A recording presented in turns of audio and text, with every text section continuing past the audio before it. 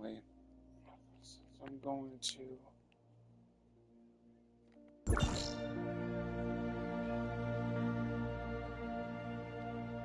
Brian, did I go live?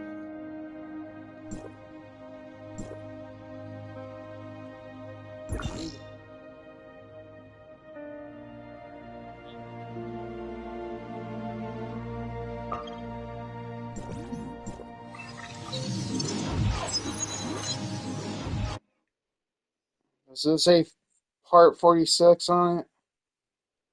Or did it? Okay. Ugh.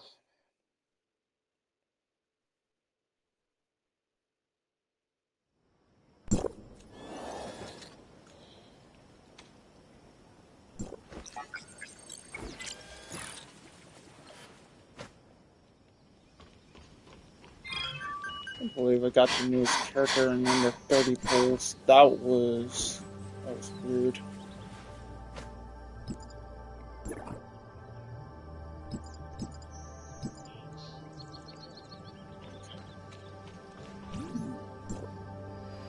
Guess it works a little bit better than the PS4 version, but not by much. The only way I could find out if it actually works if the dialogue from the cutscenes doesn't act up.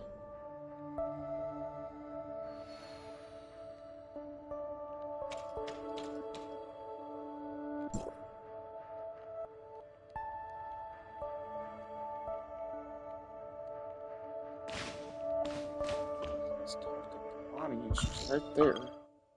Oh, that one. I could fucking. Okay, that would have been more useful to do in. Okay.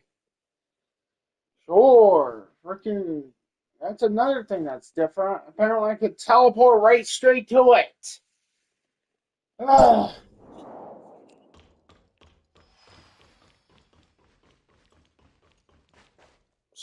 Wow. It even was the PS4 one holding me back in some degree, I guess.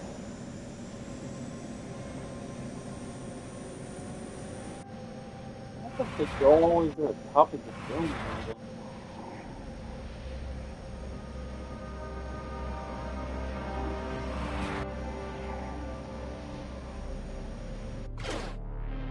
The former Anchor Infinity has now entered the asset restructuring phase.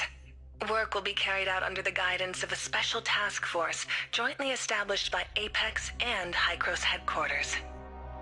The Project Astralis will be restarted with joint support from Apex and Hykros headquarters. This time, the Hope Fleet's objective is to delve deep within the space-time turbulence. Ms. Brevi, a scientist from Hykros' Special Task Force, has led her team to the Hope Fleet. Brevi's team is incredibly experienced in research on space-time turbulence. Bleep bloop! Long time no see, Authorizer! Oh, wait, I should instead refer to you as Acting Archon of District 4. Did I miss something? In fact, this was the first thing decided in the last meeting. Nanto and Veronica share their distrust of Hykros, and insist you take on the role of Acting Archon of District 4. So, since I'm the Acting Archon, will someone eventually replace me? Don't worry. Nobody can take your place here. Hykros just wanted to make their position clear, which is why they added the word acting. In the future, District 4 will be jointly governed by Hykros and Apex. They trust only you, so your appointment as Archon is the first step for any future negotiations. So what kind of negotiations did you all have? It all comes down to 3 main points.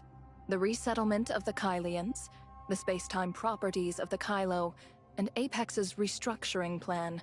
Which one do you want to hear more about?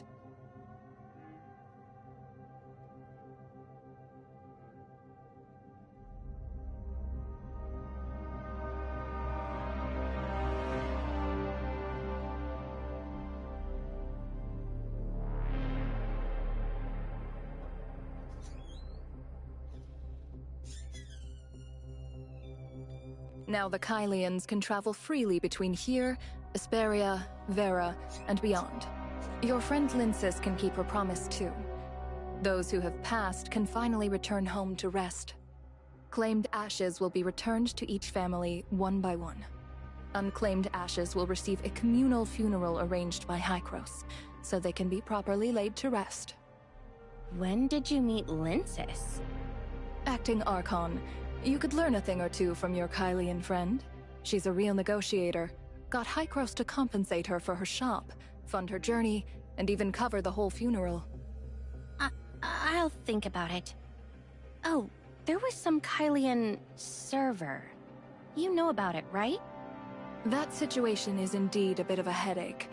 We've come up with some ideas, but that's also the main reason we wanted to talk to you. Helix Bio Inc. has been shut down, and we've taken over many of their related documents. To quickly awaken those who survived in the server, we've developed the Project Awakening. What can I do?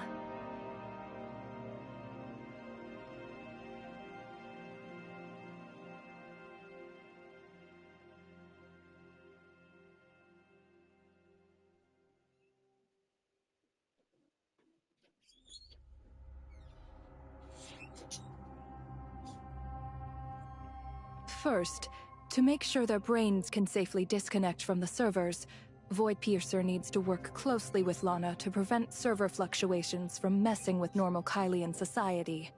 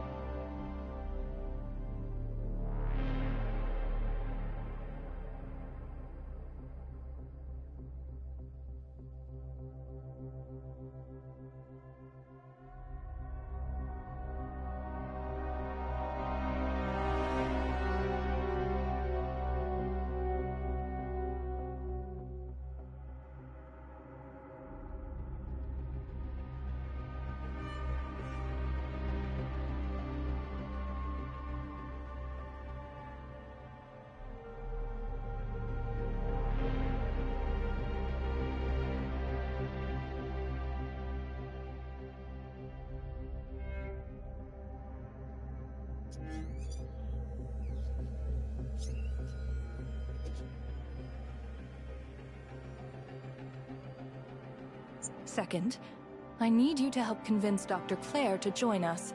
She's the top researcher in human consciousness and omnium technology, and her expertise will be crucial. I understand. Once I get back to Asperia, I'll do my best to persuade her. But about her and Hykros... I'm not forcing you to drag her here. Just do your best. Now that we're on the subject, there's one more thing I want to ask. Will everyone on the server survive? I'm afraid that's not possible. Miss Aglaia, as leader of the Project Awakening, already gave a detailed briefing at the meeting.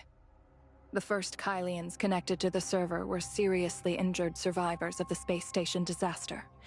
Once they're disconnected from machine support, they'll need immediate medical care. Lyncis's nurse friend, Ms. Legisis, will check and monitor everyone's health in Project Awakening and decide who has the potential to undergo awakening. What will happen to them next?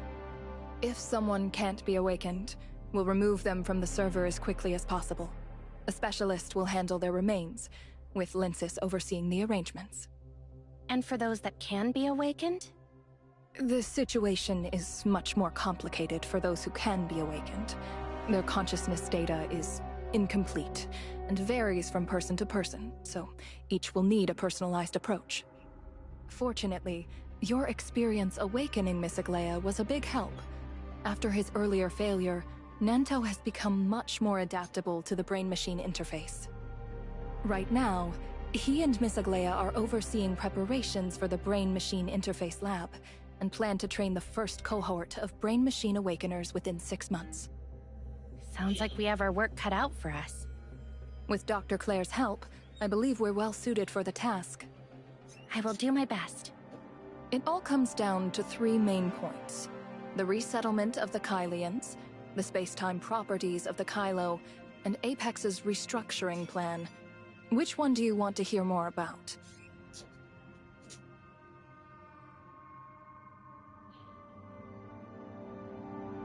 Now the Kylians can travel freely between here, Asperia, Vera, and beyond. Your friend Lyncis can keep her promise too. It all comes down to 3 main points: the resettlement of the Kylians, the space-time properties of the Kylo, and Apex's restructuring plan. Which one do you want to hear more? As for that, I'll let our space-time turbulence expert Brevi explain. Where should I even begin? After all, I just got here not too long ago, and my research has only just started. Why don't you start by telling me what you're researching? The nature, laws, and application of space-time turbulence. What we can confirm is that Kylo's space-time turbulence is very similar to the Abyss current, though there are some differences. I've noticed that too. The space-time turbulence here seems more intense than the Abyss current? Or maybe it's just harder to predict? We tried using timestamp technology to build a larger Abyss current control device and push its power to the limit, but all it did was stabilize the space-time turbulence. Through various detection methods, including personally entering it, we've confirmed that Kylo's space-time turbulence cannot be completely shut down. Why? Does Kylo have a hive mother stronger than the one in Domain 9?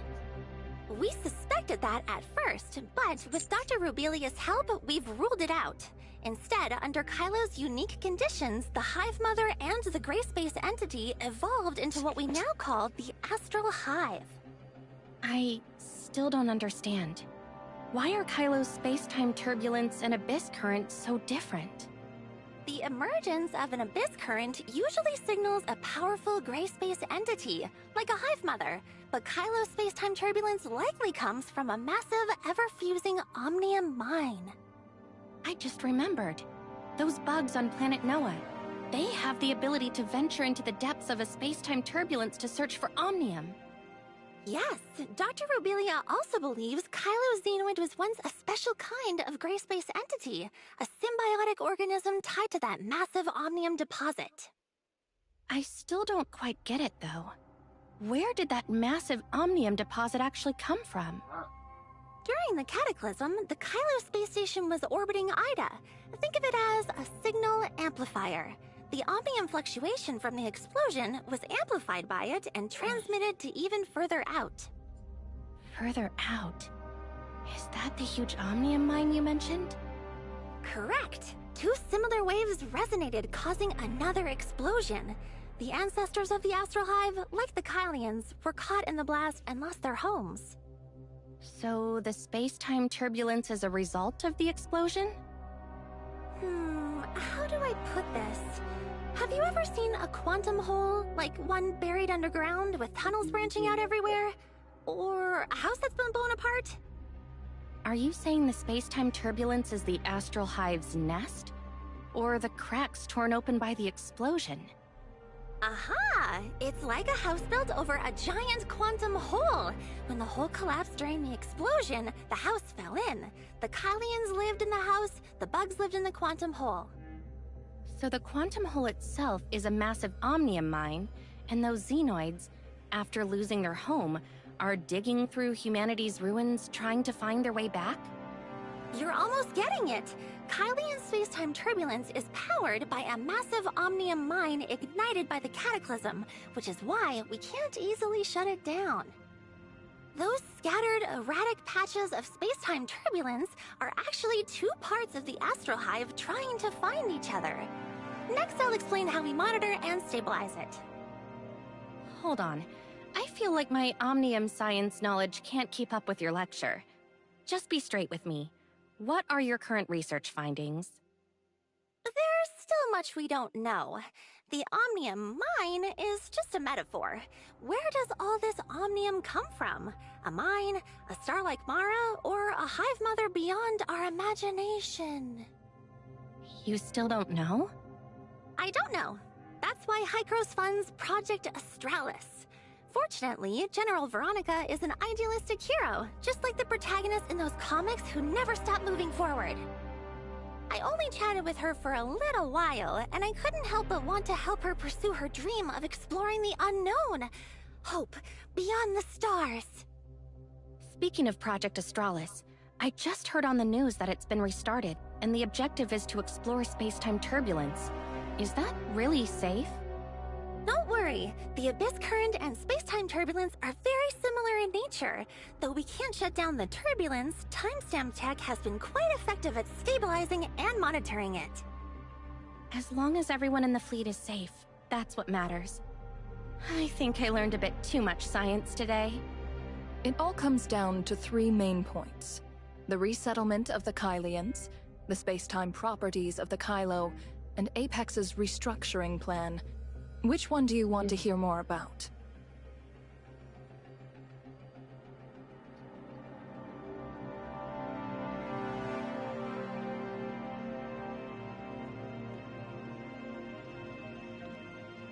From the credit system to the manufacturing of spaceships and mechas, and every aspect of the Kylians' daily lives, everything was once supplied and managed by Anchor Infinity.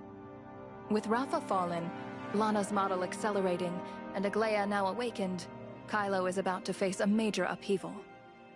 I thought Apex and the Hope Fleet would team up to stop Hykros from interfering in Kylo, but I never expected it would end up being Apex and Hykros joining forces. General Veronica has always considered Project Astralis her top priority. She also helped topple Anchor Infinity because Rafa kept getting in the way of her plans. She's an excellent leader with good judgment. But for a project as massive as Astralis, you need a logistics team that's highly efficient and extremely well organized. Can Hykros provide these? This is all thanks to you. Without your link to Domain 9, we wouldn't have been able to bring in timestamp tech to help the fleet stabilize and monitor the space-time turbulence. What about Apex? Anchor Infinity only took over Apex in the past decade or so. Both management and rank and file staff still include many people from the old Apex.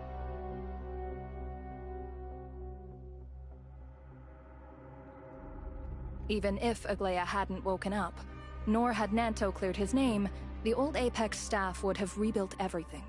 Names may change, but these people will carry on Anchor's legacy and restore Kylo. So, an independent Hykros branch here is unrealistic. Instead, you should bridge us to the Todd family to rebuild a new Apex with Hykros involved, so Kylo can get back on track as soon as possible. As expected. You quickly found the best way to protect your interests and even secured a partnership in such a short time. I'm impressed. How could a deal be struck so fast? The credit system, Planet Noah's Omnium reactor, Anchor Infinity's assets and patented technologies. We haven't had a chance to discuss any of this in detail. Only when you formally accept the appointment as the acting Archon of District 4 can we proceed with meaningful negotiations. Sounds like I don't have any room to refuse. Do you have any reason to refuse? Well, a role this important sounds exhausting, doesn't it? Perhaps I'm just too lazy to take it on? If there are specific tasks you want to handle yourself, do them. Anything that's a hassle or too hard, anything you don't want to do, just leave it to me. Sounds like I'm just some figurehead, huh? Not exactly. Think of it more so like the relationship between Nanto and Aglaya. What does that mean? Nanto carries the burden left by his adoptive father, sustained by an obsession to revive Apex.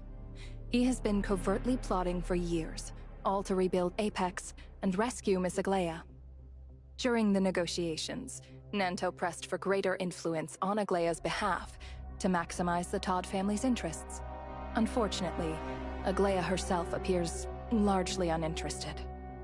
Nanto has always aimed to fulfill Asurata's vision for the Todd family, which requires Aglaya's cooperation. But what Nanto wants may not match what Aglaya desires. You want to construct the Tower of Fantasy and develop Omnium technology. It requires my cooperation. But what I want is to piece together the shattered Ida and rebuild a beautiful life for Shirley.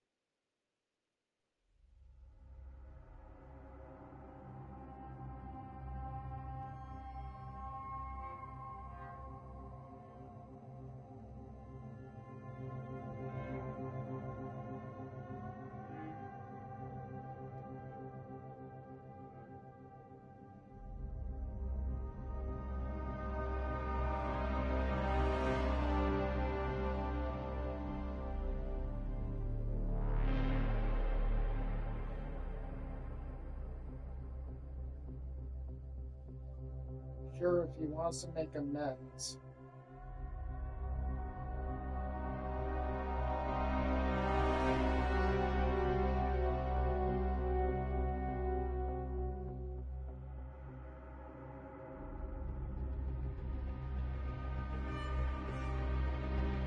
If he wants to apologize to me instead, then I could really change that up.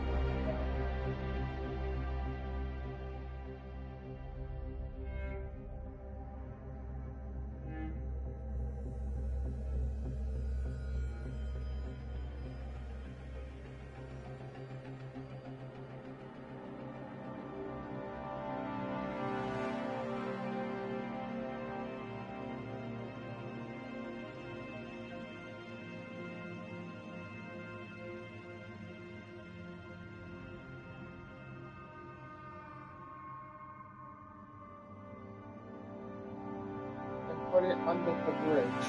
Is that what the saying goes?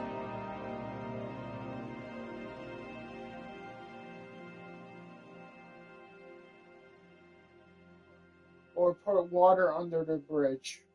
That old saying goes.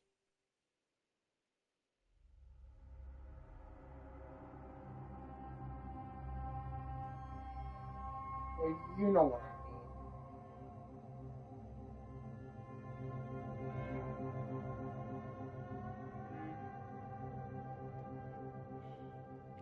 However, We're different from them.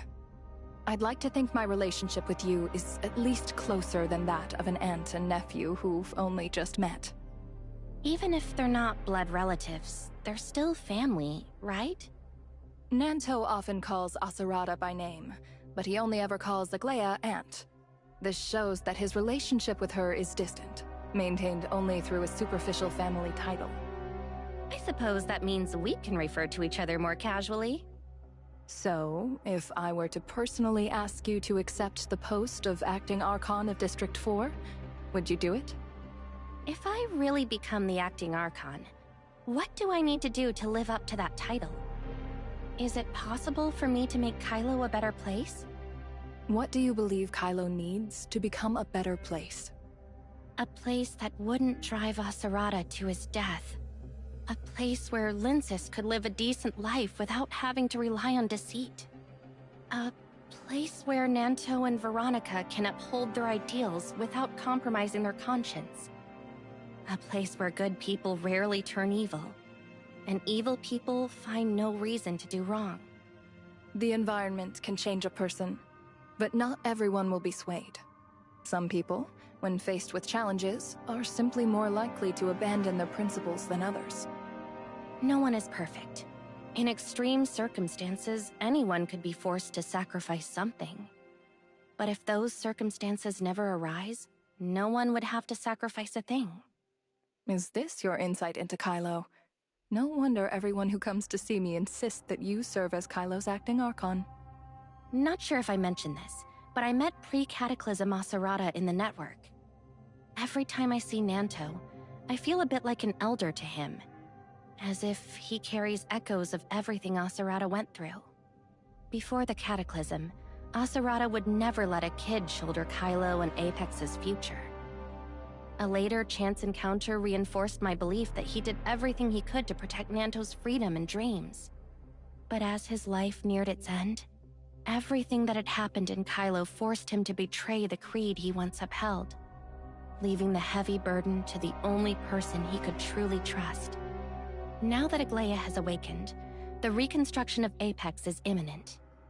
By a better Kylo, I mean at least a place where such tragedies won't happen again. You're an idealist, and that used to worry me. But not anymore. Only those who can hold on to their ideals after seeing life's darkness and human nature have the potential to change the world. Thanks for the compliment? It all comes down to 3 main points. The resettlement of the Kylians, the space-time properties of the Kylo, and Apex's restructuring plan. Which one do you want to hear more about?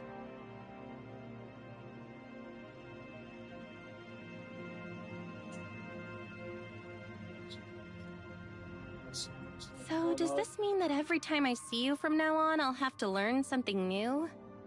Learning and mastering are 2 different things. Once you become the Acting Archon, your journey will have only just begun. Don't say things that'll make me regret saying yes to you. So, about accepting the appointment, what do I need to do? Do I have to take some kind of exam, or is there a ceremony?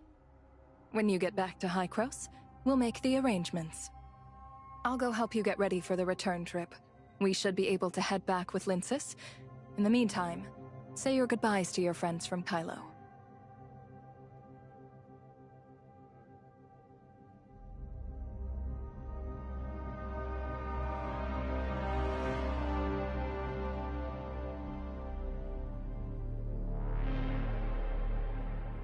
Says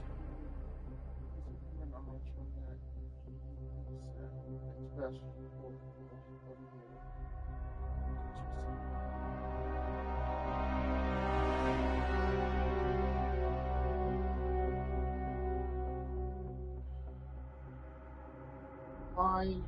I could take that as an answer.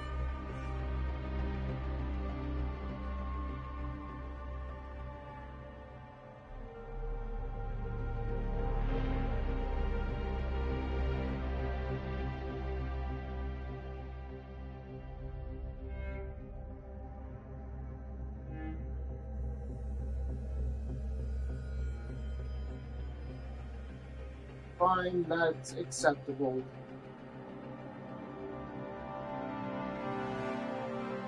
On this,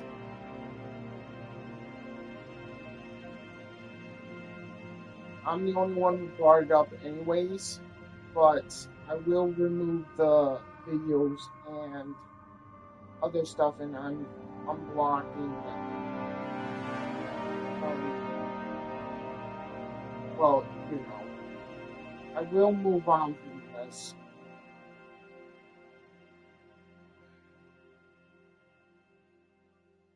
Tell him no hard feelings.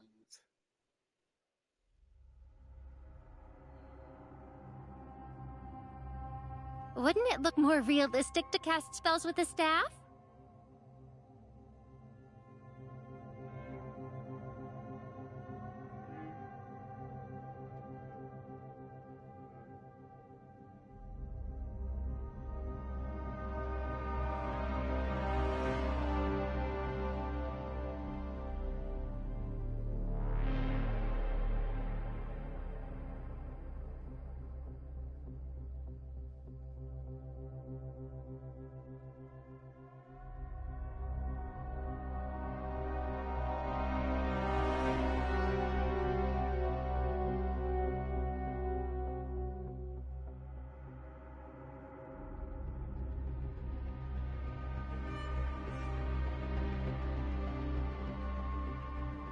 They say that if you draw a magic rune on your palm before bed, you'll enter another world in your dreams.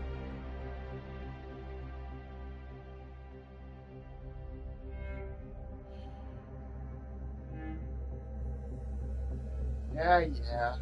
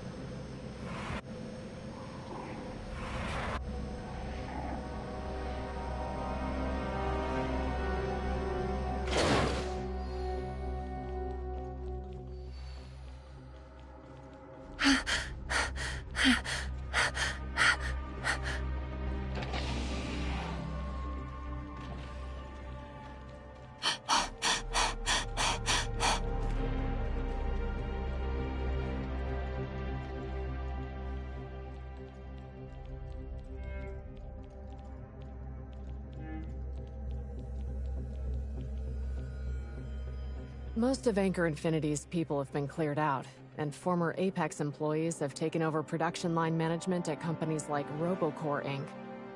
Currently, Apex is still facing staff shortages, and Ravenport Shipyard is ready to take over the production line for civilian spaceships.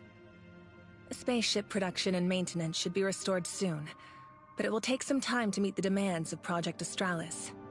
The biggest challenge remains the energy supply. Authorizer? It's been a while indeed. It's after losing Hello. my uncle. Hi, everyone. I'm going back to Ida, so I came to say goodbye. Just Why after is losing Helene my here, uncle, though? my mind- Veronica said I have extensive Achieved experience a navigating tiny bit. space-time turbulence, so she invited me to be the fleet's navigation advisor. I see. By the way, I just saw the general speech on the news. Congratulations! Project Australis can finally be restarted. That may be true, but there's still a lot to do before we can actually launch the first fleet. What type of organization will Hykros and the Todd family form? And how will duties and collaboration work? Also, how will shipping, fuel, and related companies operate going forward? That doesn't even include details like personnel preparation or safety management. Only after all of these are finalized can Project Astralis truly be restarted.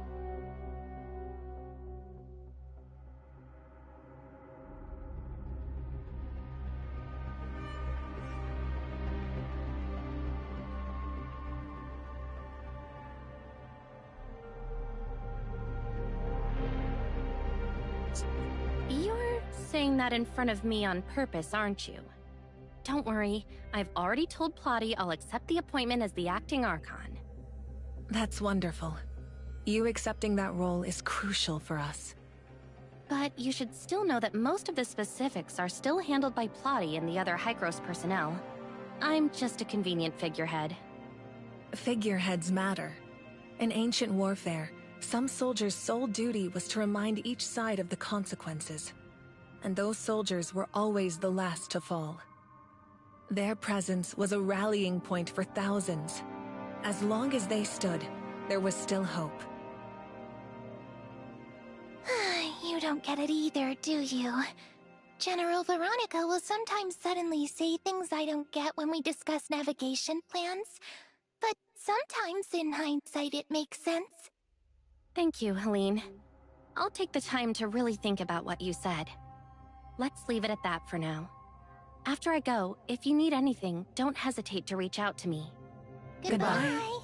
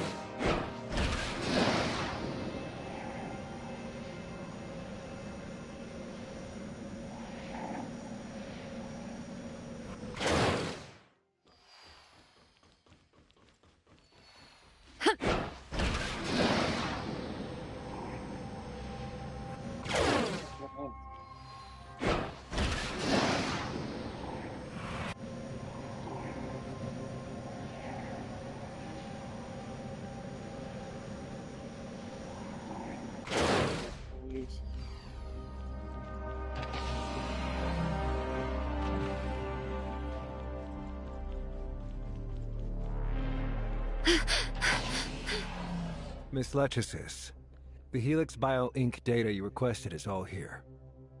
The data left by Helix Bio Inc. is very detailed and can help Project Awakening a lot. However, confirming the specific safety indicators for Awakening will require some more in-depth research. I will drop everything. All of this data comes from their inhumane experiments on humans. The more detailed the data, the more the Kylian people suffer. I'll drop everything. As a Todd, I must take responsibility. You only just woke up and you're already jumping back into work. Are you sure you're okay with that? Hello, Acting Archon. Lottie already told you guys about the promise I made to her? On to Glea. I'll go and help Miss Lechesis for now. Thank you. Are you okay? No. If you woke up, found everyone you knew gone, suddenly had a nephew you'd never met, and carried memories from a parallel world that felt out of reach, along with all this mess, would you be okay? Sorry, that wasn't what I meant to ask. Look, I'll drop but everything. hearing your complaint puts me a lot more at ease. You just mentioned memories of parallel worlds. Have you managed to sort them out? When I woke up, Uncle, I was lost for a long time and couldn't tell what was real. It wasn't until Nanto showed me my brother's things and told me all I missed in Kylo that I began to truly understand. I've finally begun to understand which memories are my own experiences and which were parallel lives I experienced through data transferal. Okay, this was my I trust you choice at completely 190 because of those minutes. memories from the virtual worlds. But I'm still the same person you who get the idea. experienced the Kylo space station disaster. I'm sorry if I've disappointed you. How could I be disappointed? I'm just worried you might get lost after everything you've been through, struggling to adapt. You don't have to become someone else or live up to anyone's expectations. How could I not live up to it? So many people are still waiting for me to awaken them, and I have to make my brother's dreams come true. You've only just woken up and now you're burdening yourself with heavy workloads? The Project Awakening. I heard about it from Plotty.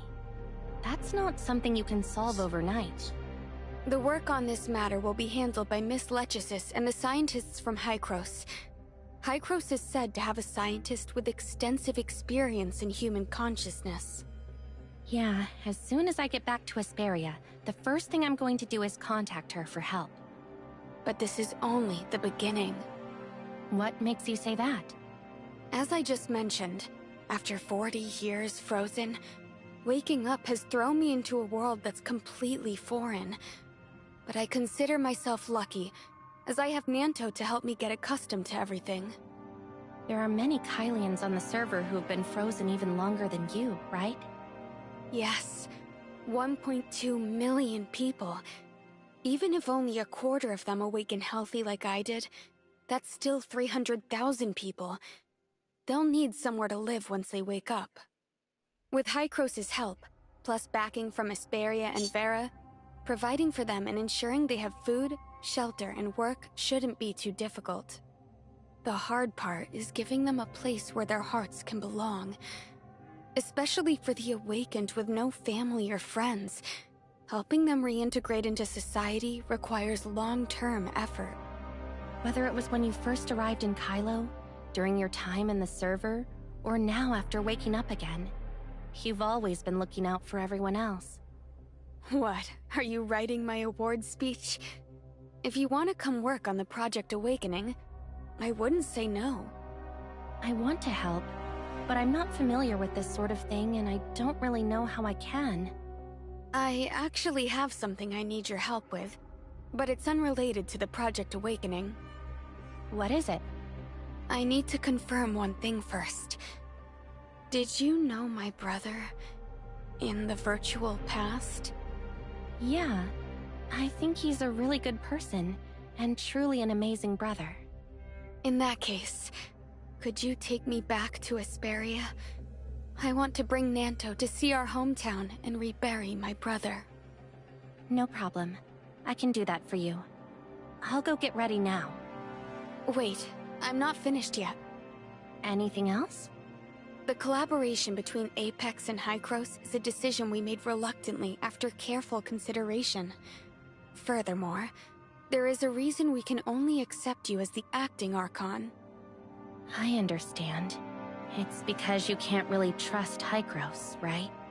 In the virtual past, you learned about the history of the Norns Federation, but how much do you really know about the Servant and Hykros before that explosion?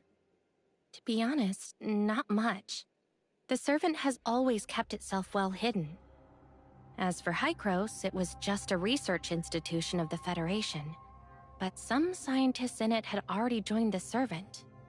After I woke up, I heard Nanto talk about a myriad of things, which reminded me of some archive materials I saw when my brother and I were rebuilding the Ark space station.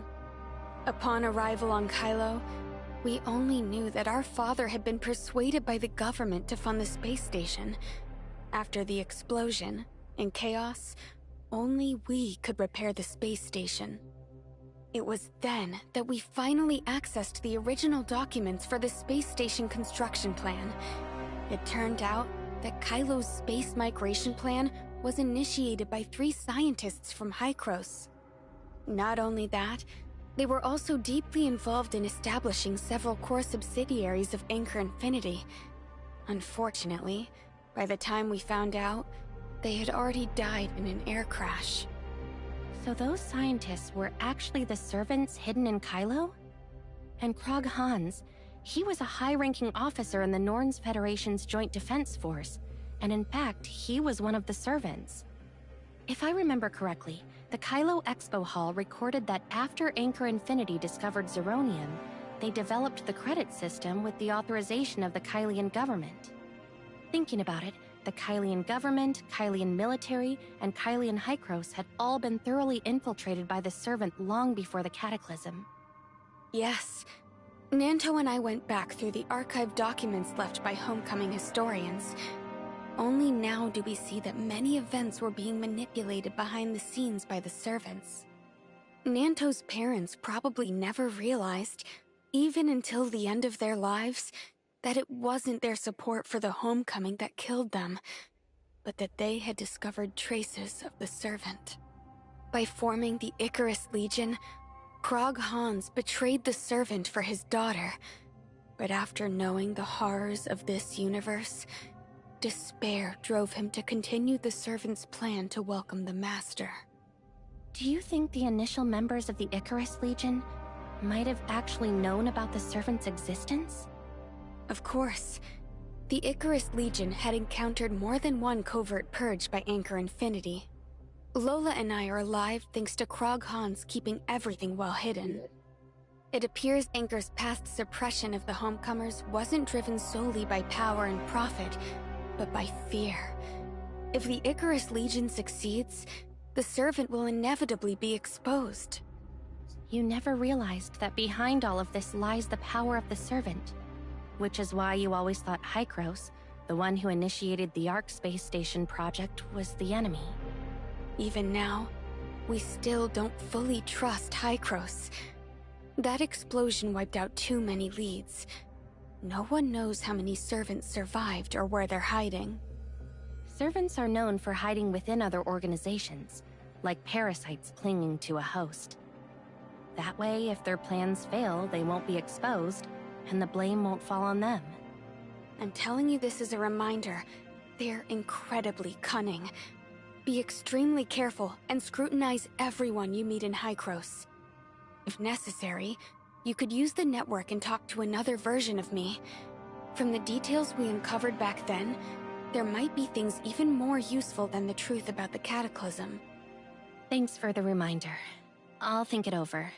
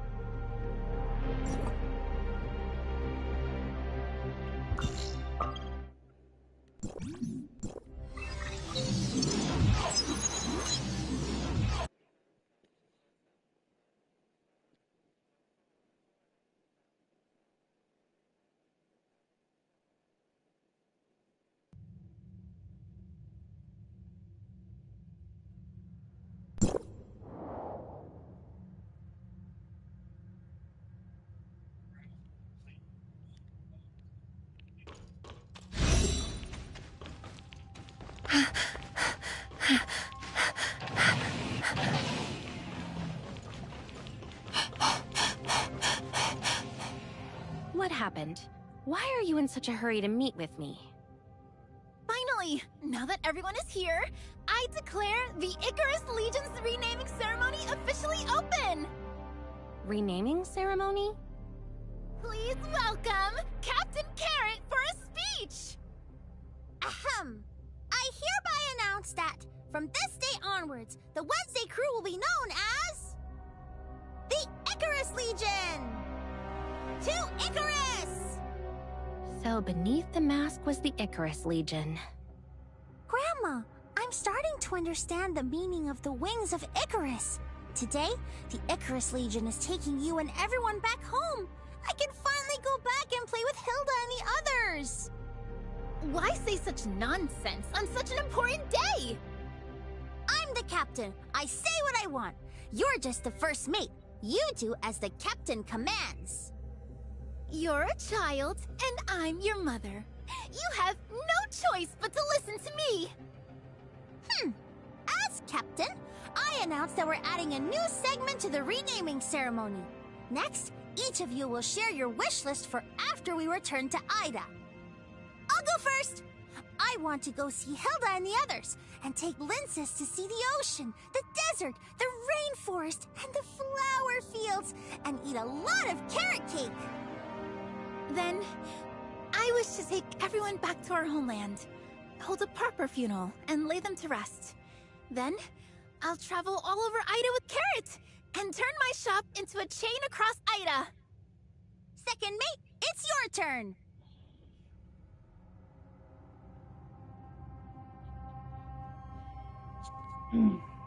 Me? I want to reclaim all of Ida's land, to find my lost friends, and to recover my memories. Then I want to be there with you for everything you want to do. Surely, isn't there anything you want to do for yourself? Wait a minute! Where's Mia? Huh? Mia? Mia... Looks like it's over there. This feels familiar. My brother, that time. Please, Mia, I'm sorry. Can you talk to us? When we get back to Ida, what do you want? We'll make it happen. Mia, no. Don't bring the little kid. The little chubby kid. Mia, since you're so mad this time, I, being the grown-up, won't take what you say personally. Fine, fine. I promise I won't force you to be Carrot's gaming buddy anymore. Surely. It's great that Mia's willing to talk. The spaceship is ready. It's time to depart.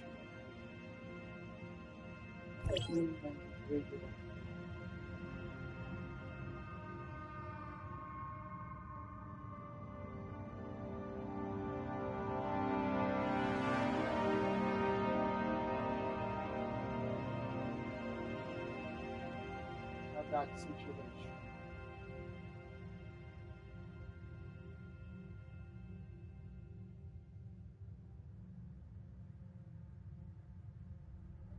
Catch me the word.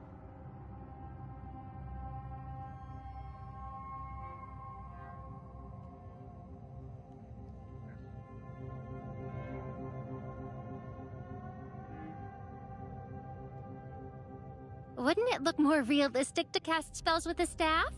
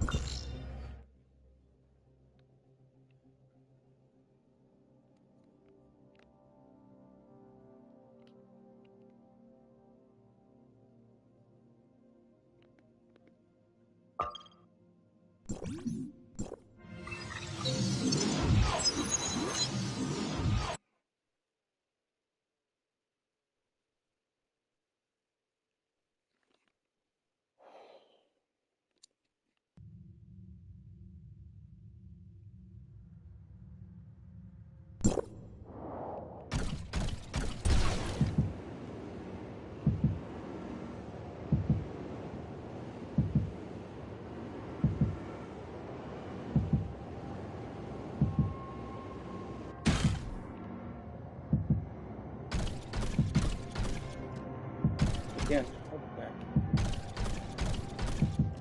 I wonder why that was a thing.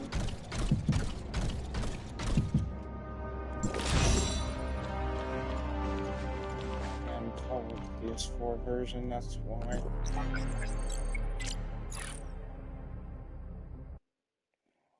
What the heck?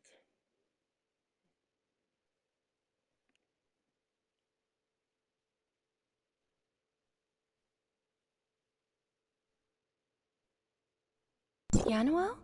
I didn't expect you'd be the one to come pick us up.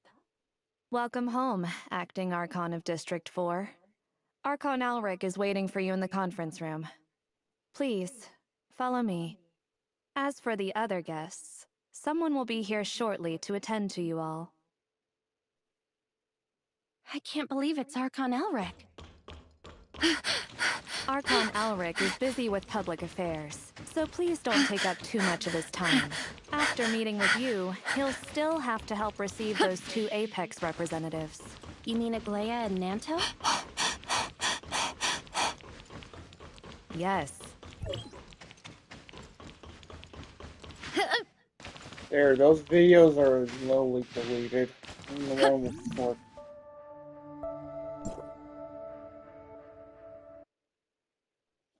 Freaking Crash and Cool Money, they're gone.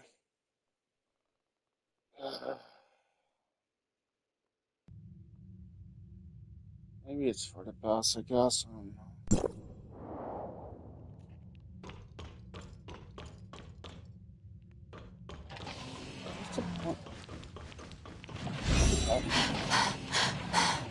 Where the hell is it?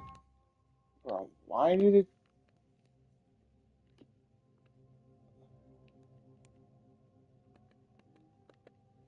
Why did it do that?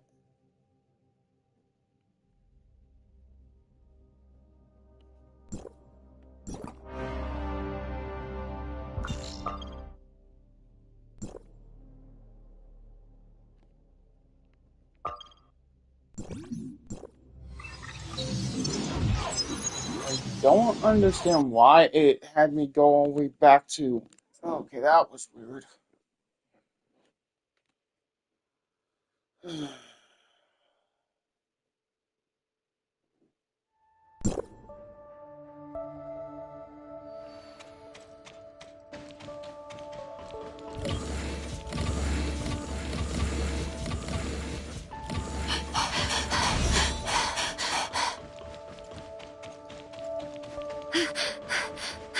is that letting me go?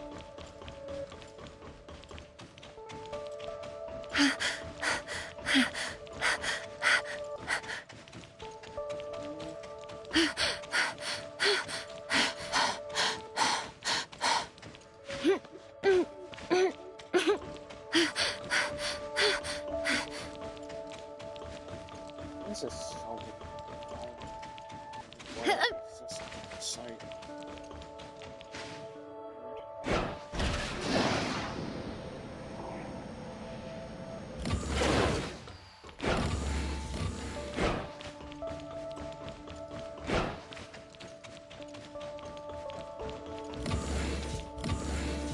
To help you get accustomed to the role of acting Archon, Plotty suggested that I assist you. Coincidentally, I've also heard about the funeral you're holding in Asperia. A funeral? Am I incorrect? I received a list of Asperian victims from the Kylo space station, and a request for a collective funeral submitted by Ms. Linsis. You were correct, but I didn't expect Archon Elric to be so concerned about the funeral. From now on, call me Elric. You're now an Archon of District 4. It's time to start acting like one. Elric? What would you like to know? As a District Archon, what exactly do I have to do? The District Executive Officer is the highest authority in the district, and all matters, big and small, must be reported to you. However, the key issues vary from one district to another. For example, District 9 has long since focused on research into aberration and omnium. District 7, meanwhile, has been dedicated to improving the local environment and constructing urban settlements. Kylo's primary focus is the space-time turbulence research and the Project Awakening. That's how it is. But Kylo isn't the same as Asperia or Vera. Hykros plans to co-govern Kylo with Apex, so how much the District 4 can achieve will depend on the upcoming negotiations. Plotty is much better at this than you are, so leave it to her. Your close ties with Apex will only work to your advantage. Plotty mentioned something similar. My experiences in Kylo and the people I know make me the best candidate for this position. After all, a District Archon rarely handles hands-on tasks. Their main responsibility is to make the right decisions and ensure others can carry them out without distraction. This requires everyone to trust you completely. Both those who report to you and those you must report to. Take me, for example. My research talent doesn't come close to a genius like Brevi. And in combat, I can't hold a candle to an executor like Yanwo. In other words, I became an Archon not because I possess any extraordinary talents or abilities, but because I'm the person the HQ in District 9 trusts most. You're a member of Hykros who's been through the Cataclysm, so of course they trust you more. I think I'm starting to understand what you mean. But like you said, Kylo, Asperia, and Vera are all different. I should probably take some more time to really think about how to be a good acting Archon. You're doing great too.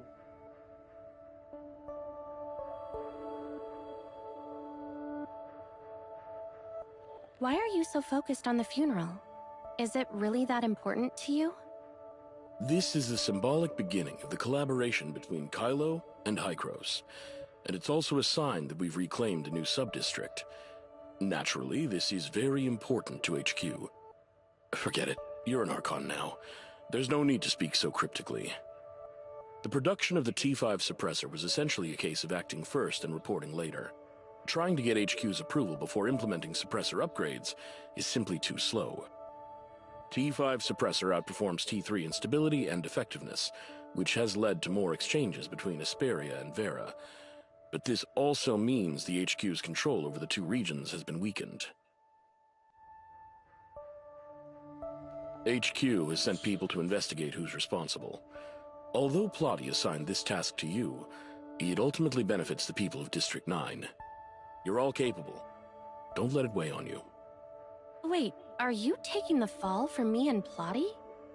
I suppose it's something an Archon has to do sometimes.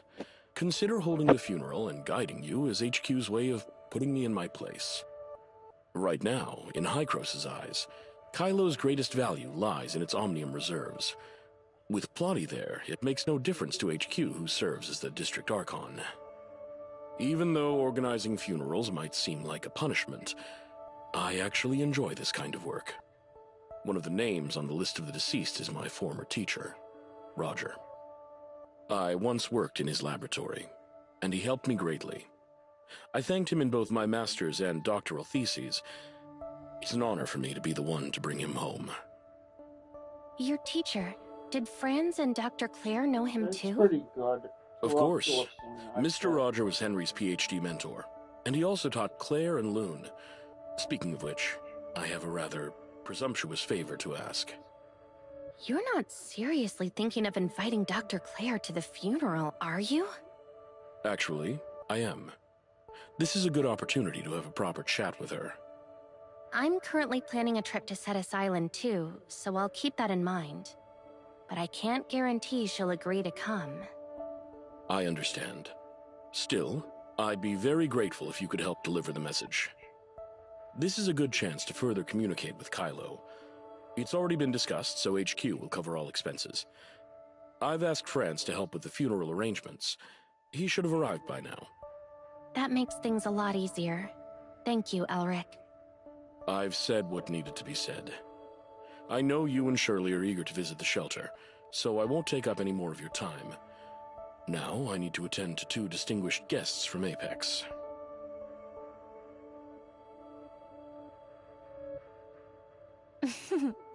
Seems your trip was a failure. All my efforts were in vain. I won't give up. I'll prove that I'm the perfect angel of clemency. Perfect. Is this the kind of perfection that everyone sees as This just isn't another right form there. of clumsiness? See? What nonsense are you spouting? Trying to be normal is far more difficult than being perfect by default. An idiot like you would never understand. If Frigg hadn't forbidden me from fighting you, I'd cut you in half. She might be protecting you, not me. Weirdo! Hurry up and tell me what message you want me to pass on. If you keep stalling, I'm going to lose track of them. Since you've been in Kylo, have you done anything besides following Shirley and the others?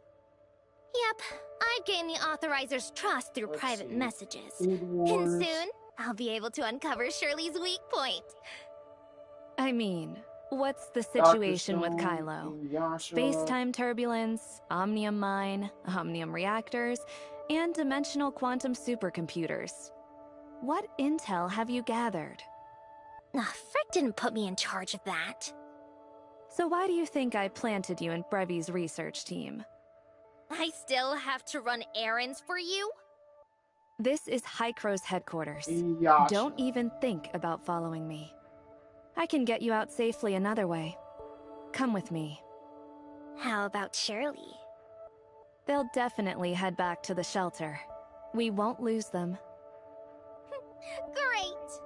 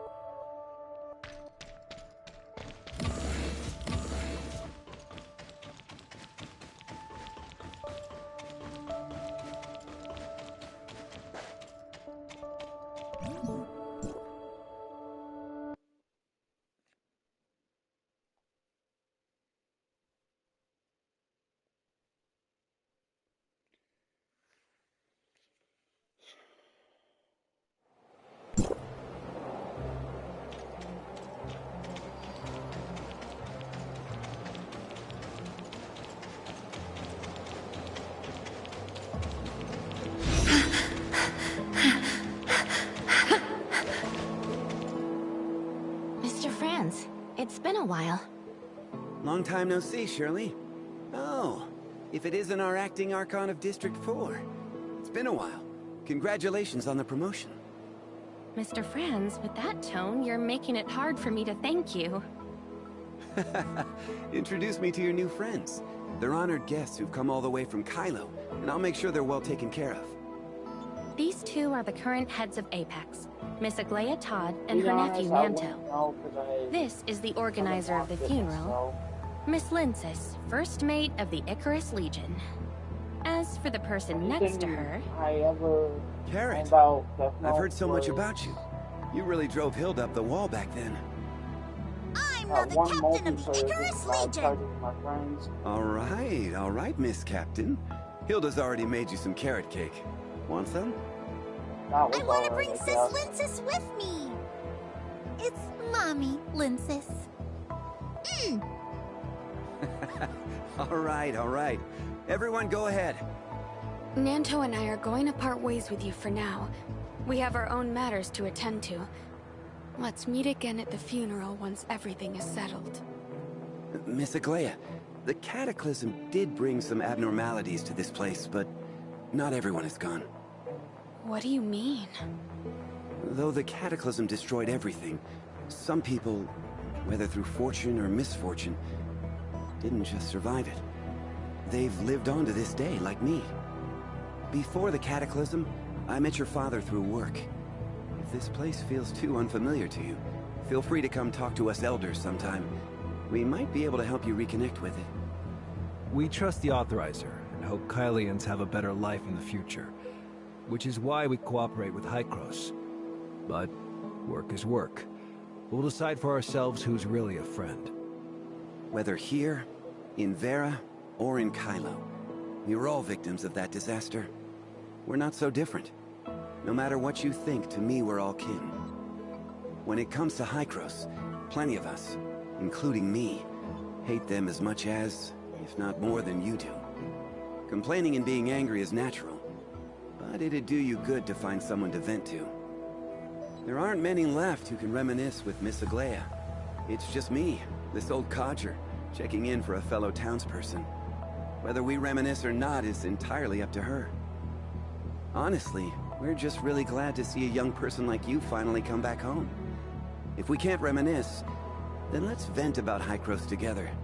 Those types of talks go nicely with some wine. Thank you, but we have other matters to attend to.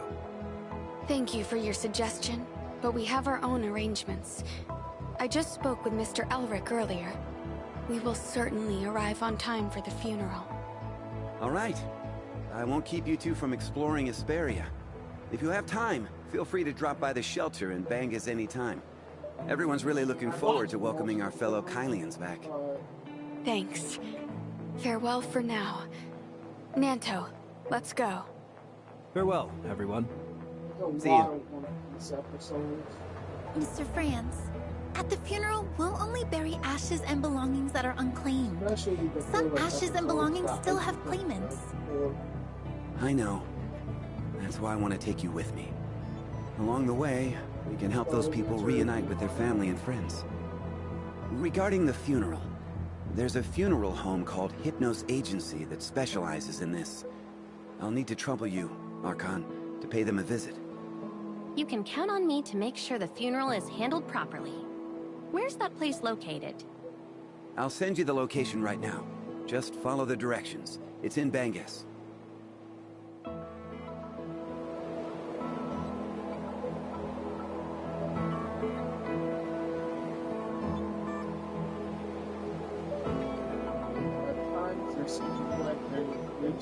Episodes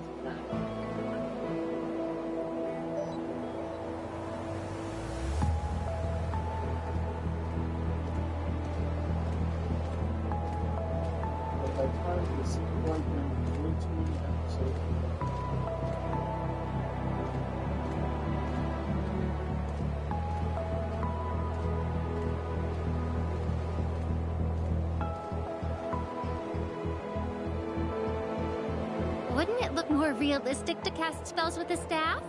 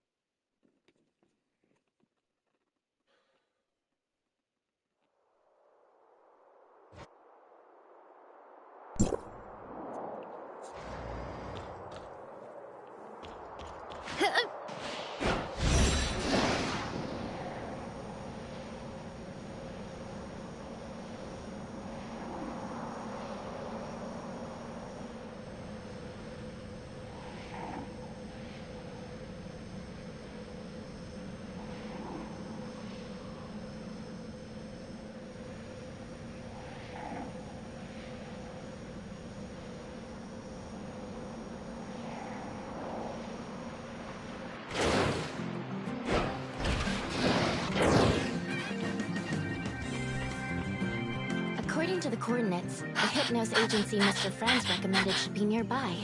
Hey, I claimed this spot. No cutting in line. Quick! Sit down! Sit down! This time, I really have to see how this trick is done. Welcome, everyone, to the Kingdom of Magic. Just reach out your hands, and your very own miracle will appear once more. Hello again, kids. I bet you can't wait to get started. The show is about to start. Most importantly, don't forget to take the flyer home after the show. It includes a 50% off coupon. Woohoo! Barry! I've been waiting for so long! Last time, the story followed me, the brave crow girl who crossed time, endured countless hardships to return to Ida from 1,000 years in the future to find the Reaper, foretold to end the curse. After a long search, today Barry finally seems to have sensed the Reaper's presence.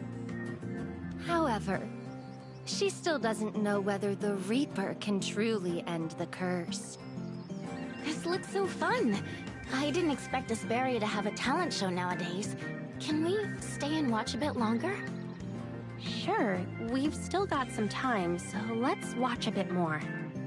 To celebrate the Reaper's appearance and Hypnos Agency's 30th anniversary, Barry will pour her heart into a special performance. Death Contract. Death? Contract? That sounds terrifying.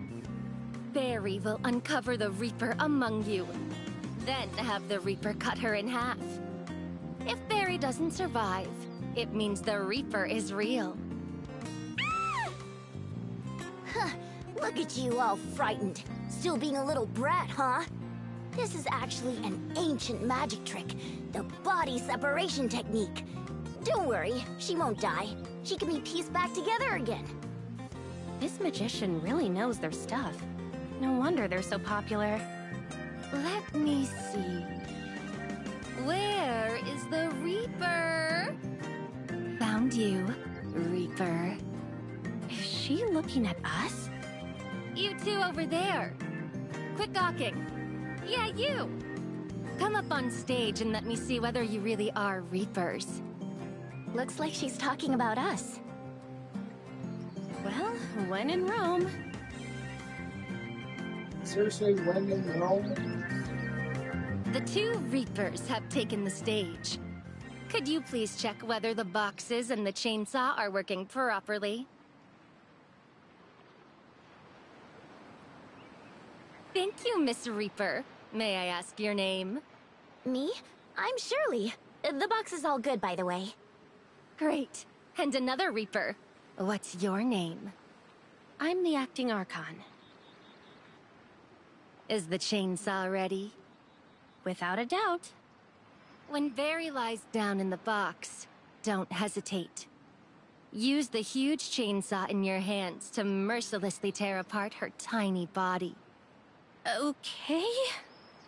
Can Barry, the magician who's performed countless miracles, escape the fairy bound for the sticks and avoid making a pact with the Reaper? Audience, don't take your eyes off this. Woo! All right. Barry has been locked in the Reaper's cage, unable to resist, powerless, and with no way out. This is no longer just a magic performance. It's the ultimate near-death experience. Everyone, let's count down together for the Reaper. 3, 2, 1! Reaper, what are you waiting for? Give me my sweetest release. All right, I'll get to work. Ah! It hurts! It hurts! I'm dying of pain! Huh? Wait a minute. Did I actually cut her? Ow, ow, ow, ow, ow, ow! Ugh! I can't believe it actually hurts this much. Are those the whites of her eyes? Was that a magic mishap? That's terrifying! I want to go home! As if. I'm kidding. Fooled you all. Kiddos, line up to pick up a flyer. After that, Barry will continue with the second half of the death contract performance. Body fusion. Barry. Hey, but where did everyone go? Huh? Do you mind letting me out of this box? Darn it! Not a single flyer was taken. Those little brats. I've wasted all my effort. You really went all out, didn't you? I'm sure everyone on Astra heard you screaming. What do you know? I really was hacked by a chainsaw. I just really wanted to put on a good performance. Who knows what these little brats are thinking? They don't appreciate anything. Oh, by the way, take this flyer.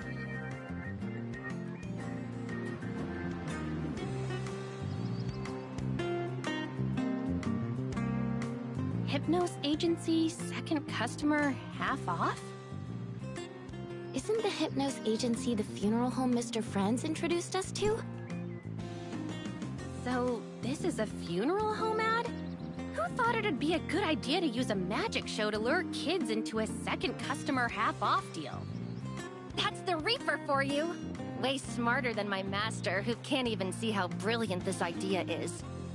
People die sooner or later, and kids are the perfect potential clients. Is the Hypnos Agency actually trustworthy? Authorizer. Anyway, it was introduced by Mr. Franz. Besides, she has a master. All right.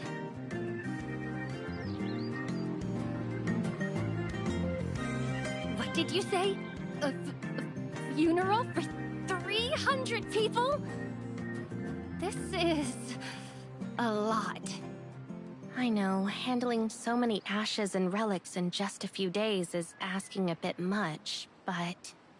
Fantastic! Mr. O'Reilly is going to praise me for taking on such a big order.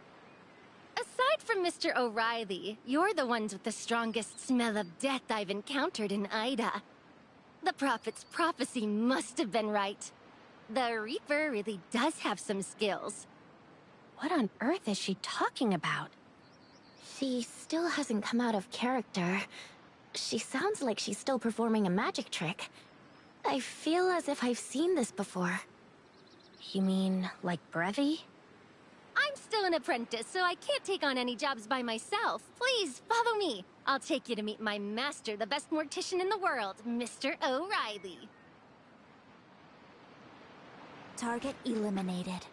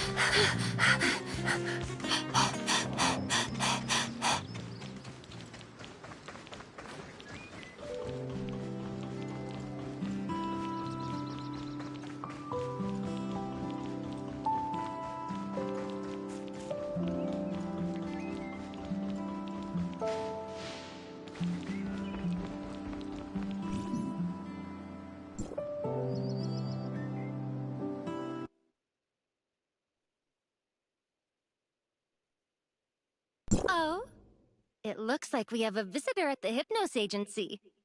Today is turning out to be great. Look at him. He looks like he wants to come in but is too shy. Short on cash?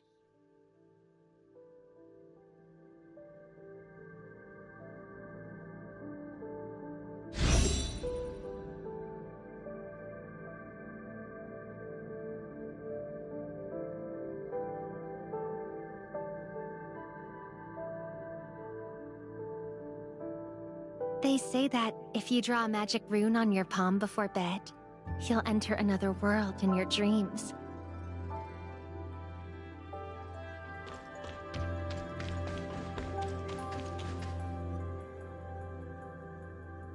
Why are you hesitating at the door?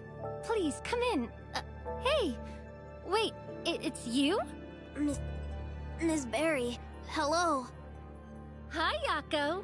How have you been lately? What brings you here? Another business matter? Today is our parlor's 30th anniversary. The second customer gets half off. No, I don't need anything for now. Ever since my father passed away, I have no other family. I came to thank you. Thank you for saving me back then, and for helping with my father's funeral. A funeral service? Thank you for Well, Barry's not as unreliable as I thought. But seriously, I have to how's a probably kid go this small save even him here without an adult? Not a big deal. I'm a professional mortician. No matter who the deceased were in life, if they sign with Hypnos Agency, Barry guarantees they'll leave this world with dignity. I forgot to congratulate you earlier. Now that the funeral's over, your good days can finally begin. Congratulations? Good days? What do you mean? Is it not obvious already? The dead are gone. May they rest in peace. Your father is finally free from suffering. You don't need to worry about him. You can live the life you want. Isn't that something to be grateful for? Be grateful for? You want me to be happy that my dad is dead? Shouldn't you be happy? His suffering is over and yours is too. If you weren't so young, I would toast you with a glass of champagne.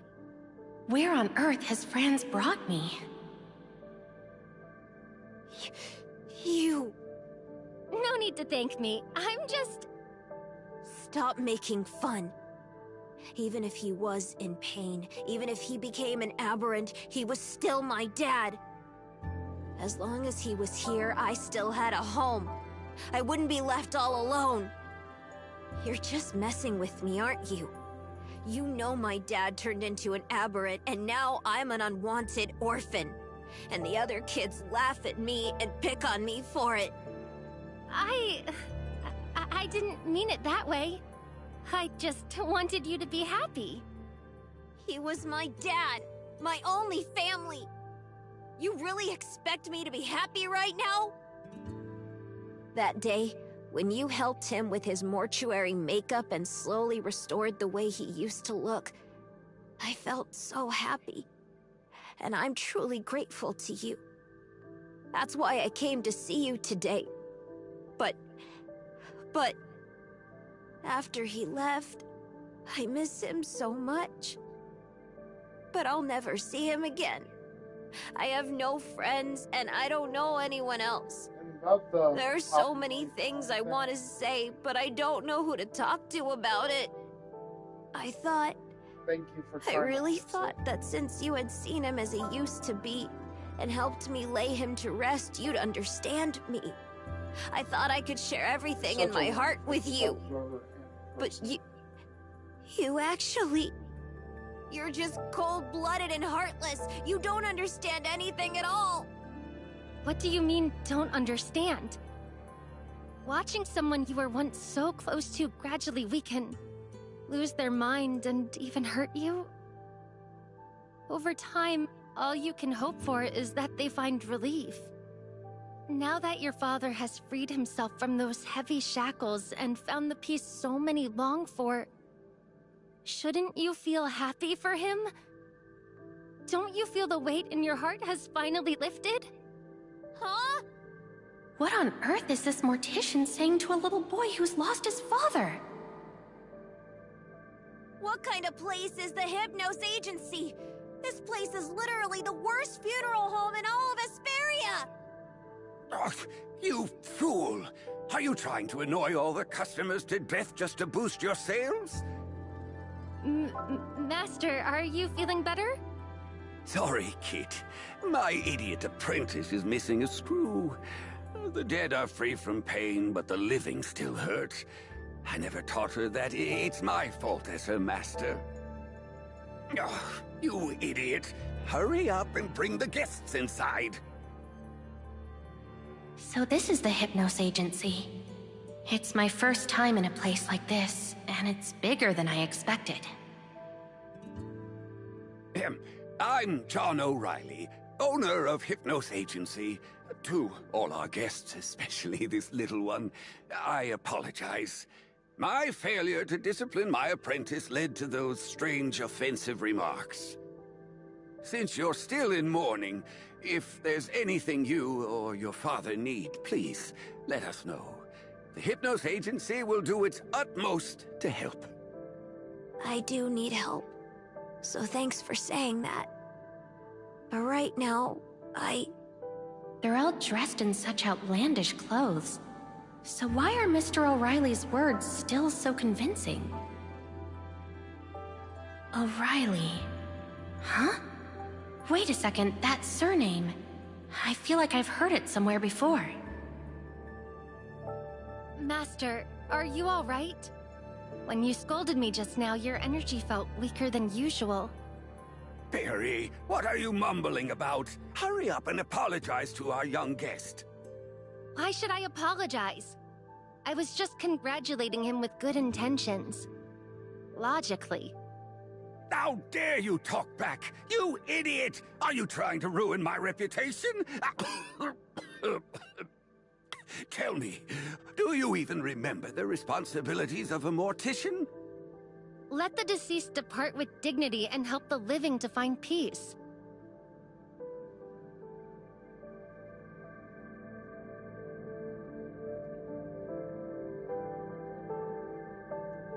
Let the dead depart with dignity. Fine, you manage that. But help the living find peace. Don't even act like you've succeeded. I doubt you even tried. Don't have to be dishonest anymore. Isn't that nice? What did you say? Or someone Naruto. Mr. O'Reilly. Yako. I'm sorry. Oh yes, I watched all. It's fine, Mr. O'Reilly. I really came to thank you and your agency. I was just too worked up a moment ago. I'm sorry. I'll take my leave now.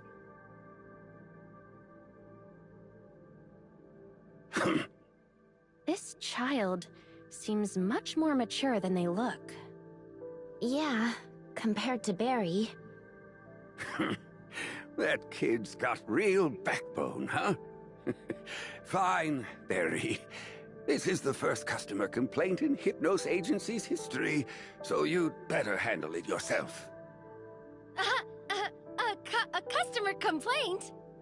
The customer was so angry they called us the worst in Asperia. That's a complaint, isn't it? If we can't resolve it within a week, your full-time application will be denied, and you'll have to go back. Why is this happening? Does this mean I'll never get the chance to become the Reaper's ferryman? As for you two, I'm sorry to have kept you waiting. Is there anything we can help you with? Mr. Franz sent us here. Oh, may I ask which of you is the chief mourner? You don't know? I thought Mr. Franz had already mentioned it to you.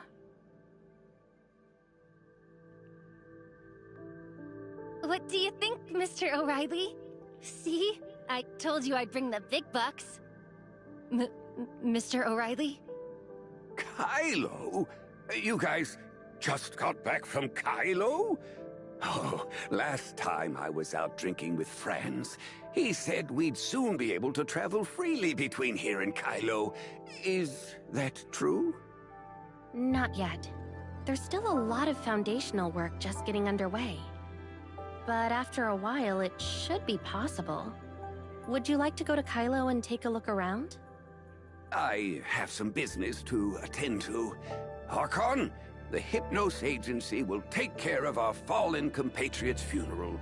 No, please, leave it to us. We won't charge a single cent. What? For free? Mr. O'Reilly, we appreciate your kindness, but Hykros has already said they will cover all the funeral expenses. I said we won't take it, and I mean it. You two from Asperia have already done enough for Kylo. It's time for me, a Kylian, to do my part for my own people. You're from Kylo? You mentioned Kylo earlier. Did you move to Asperia before the Cataclysm? Oh, it was all misfortune. Before the Cataclysm, my sister had a huge fight with our parents, and then ran away from home. We didn't hear from her for days, and everything was chaotic. To find my sister, my parents took me all over the place, from Spring Bay all the way to Asperia. Who would have thought the Cataclysm would strike so suddenly? And we never made it back. On their deathbeds, my parents made me swear to find my sister. You know what happened after the Cataclysm. So I took this line of work. I take any job, whether for normal people or aberrants. To be honest, I've spent most of my life traveling through Asperia and Vera, and I had long since given up hope. But unexpectedly, now I have a chance to go to Kylo and find her. May I ask what your sister's name is? As the acting Archon, I might be able to assist you. Thank you so much. Her name is Lola. Lola O'Reilly. Born on May 1st, 2651. She lived at 32 Pine Street, Spring Bay, Kylo. Mr. O'Reilly! Here, use this handkerchief. Appreciate it. What are you waiting for? Go pour some tea for the guests. Authorizer. This Lola. Could she be... Mr. O'Reilly, I think we might know the person you're looking for. She has already passed away, but she has a granddaughter named Carrot. Are you sure? It's really her? I'm positive. I was prepared for this, really. This was probably how it would end. After all, so few people survived the Cataclysm and made it this far.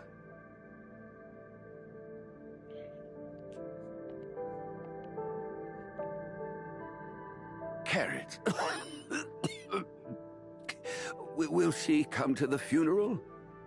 Of course. If you want to see her, I can contact her right now. No, business first.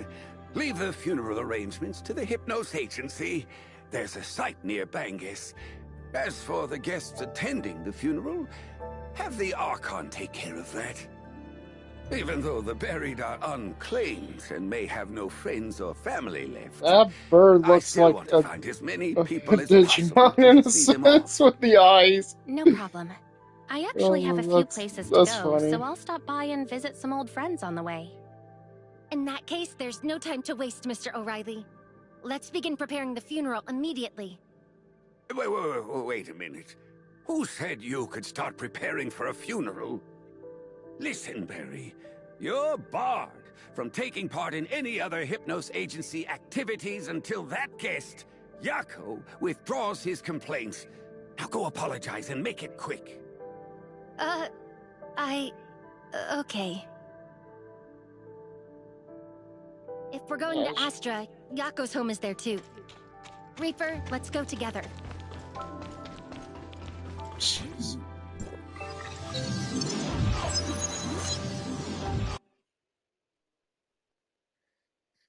Man, she really goofed up on that one.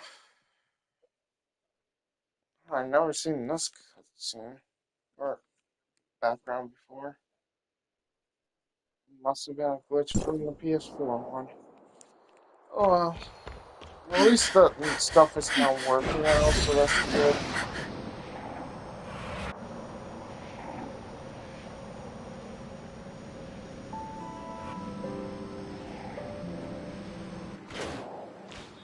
Dias, this box is really heavy. Let me take care of moving it. Yeah, no need. It's just a box. These old bones of mine can still do the job. But... But what? Or are you just treating me like O'Reilly's apprentice? Like I'm still a kid? I was just worried you might hurt your back. Wait, isn't that the Authorizer? And Shirley? And Barry too? What are you three doing together? Hey, Old Man Dias, I saw everything. Leave the box hauling to Hilda. Overexerting yourself isn't good for your back. My crazy crow girl? Who do you think you're calling old? Authorizer, Shirley, long time no see. You two really are something else. You hardly ever come home, and you didn't even stop by to see me. Even Carrot is more attentive than you. Sorry. I got held up earlier. I didn't expect to run into you here. I thought you'd be at Bangus hanging out with Carrot. She's way too mischievous to sit still, and I'm busy myself. She's probably went off to Vera to hang out with her friends. No need to worry. Her mom's with her. Her mom? Linsis really is determined, isn't she? Now that Hilda's here, we can skip the trip to Bangus. Right. Hilda, I want to invite everyone from Bangus to the collective funeral for the victims from Asperia at the Kylo space station. The funeral will be held near Bangus, jointly organized by Hykros and Kylo, with the Hypnos Agency handling the funeral arrangements. Attending is, of course, Oh, no that's problem. funny. It's just, I remember Mr. O'Reilly hasn't been in good health lately. With such a large funeral, can he still manage? Could Barry take charge instead? I really want to take over, but my master told me to deal with my customer complaint first. Good. If we let that insolent girl handle everything, O'Reilly might as well ruin his own reputation. I don't know why that old coot took her on as an apprentice. Grandpa Dias, hometown. Barry, don't you still have a customer complaint to deal with? Go on and handle them. That's right, Dias, little bro. If you ever want to stop by the Hypnos Agency for tea with my master, you're always welcome. Did I just hear that right? Barry called Dias little bro and old man? You've just met her. You'll get used to it. She's a 200-year-old crow witch, ferryman of the dead, even crossing the Styx to find the Reaper. To her, Dias is just a little bro. Nah, you ask me. Today's youth have their heads all messed up from reading too many novels and comics. Hey, Dias, I was just joking. Don't go. Looks like Barry doesn't have the best reputation around here. They're really just trivial matters. Barry's a pretty warm-hearted girl and works efficiently, but she's also a little scatterbrained. Scatterbrained? Pretty much. I thought her stories were mainly to entertain kids with magic tricks. But she keeps going on about the Reaper and the Styx. Everyone thinks she's a bit odd. Especially Grandpa Dias. He's the most sensitive. Last time he had tea with Mr. O'Reilly, Barry got him so worked up his blood pressure spiked, and he canceled his coffin reservation on the spot. I got so caught up chatting with you that I forgot I've got a shipload of goods to check. You go on and take care of that. We should go see Celine now. Alright, I'm off. We'll definitely attend the funeral. Don't forget to tell me the time and place. Goodbye!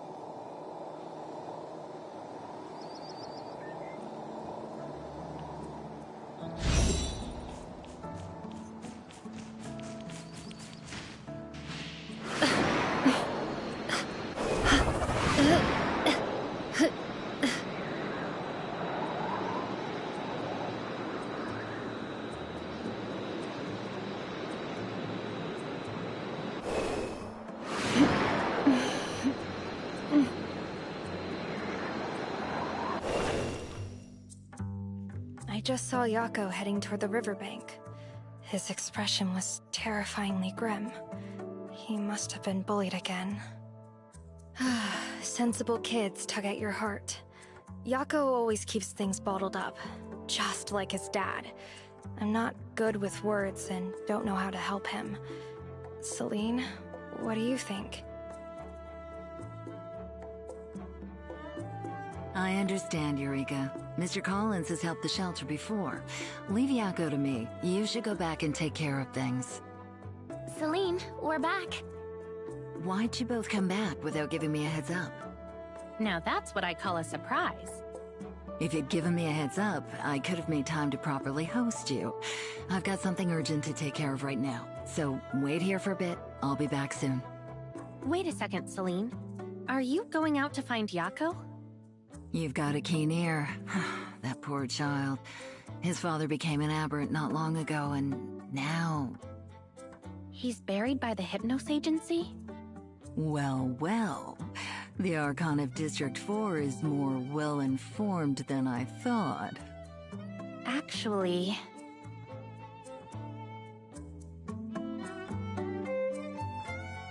Don't worry, we'll definitely be there. The specific time and place are set, just let everyone know. As for Yako, it's Barry again. I get a headache every time I hear her name. Looks like Barry is quite the celebrity, huh? You have no idea. Today, she's handing out funeral promotion flyers to kids, and tomorrow she'll sell joint burial plots at weddings. Just the other day, she nearly stuffed a drunk into a body bag.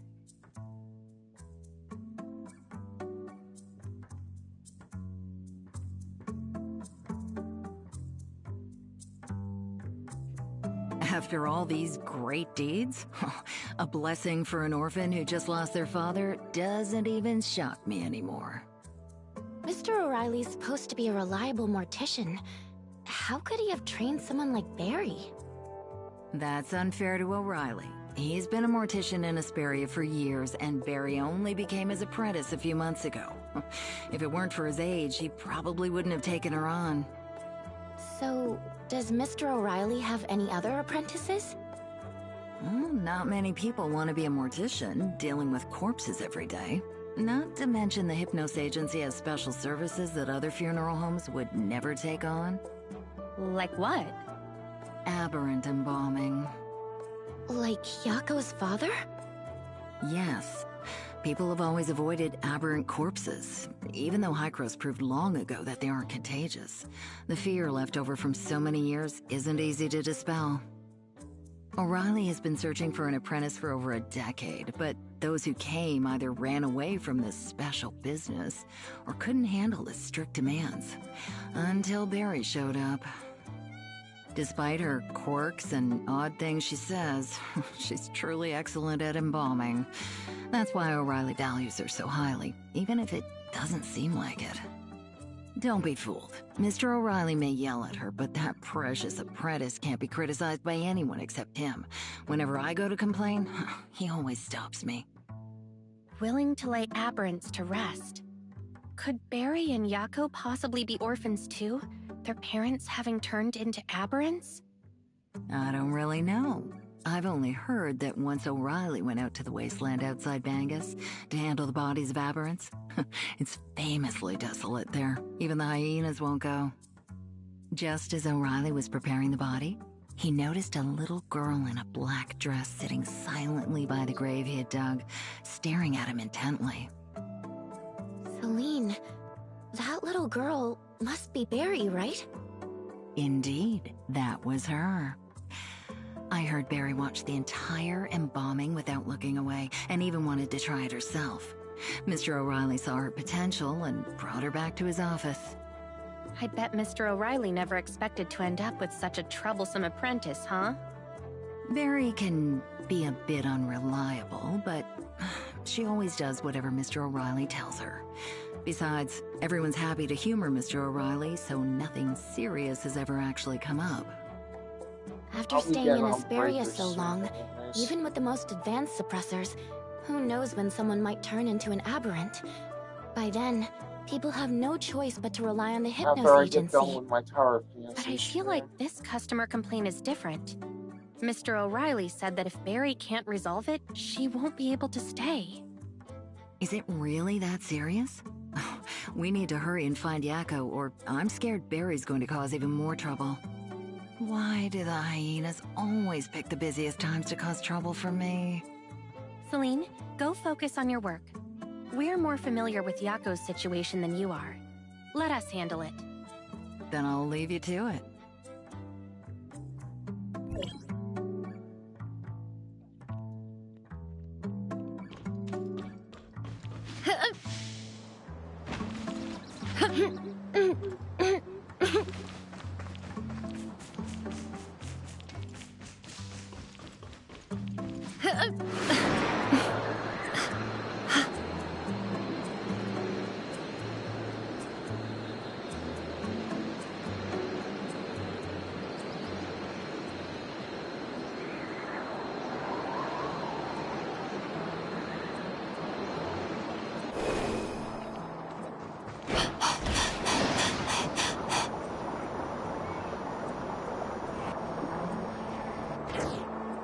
That should be the riverbank Celine mentioned.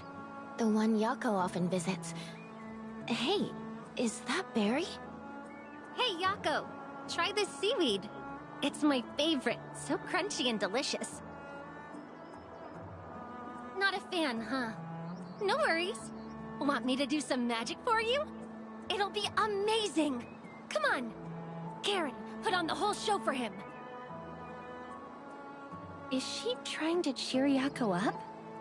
Hey, hey, hey! Don't go, Yakko! I'm really serious. Please withdraw the complaint.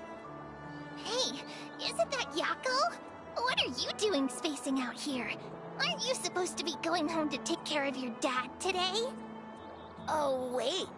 Yakko's dad turned into a monster and almost ate him. We need to stay away from him. Be careful not to get infected. You're all wrong! My dad isn't a monster! They're just two cute little brats. Stop bothering my client. Who are you? What does it matter to you? Wait a second. I know her. She's the one performing tricks at Bangus Port, and she's known for forcing things on people. My mom told me to stay away from her. What's there to be scared of with magic tricks? Plus, you get some free stuff to grab. That's my favorite.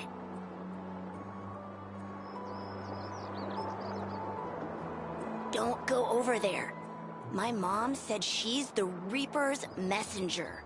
We're absolutely not allowed to watch her magic show or bring her things home, or it'll bring misfortune on the family. Looks like I'm still a bit famous. You two, hold on to these flyers. If you don't hand them out to 20 people within 10 days, you'll suffer misfortune. No, don't come any closer.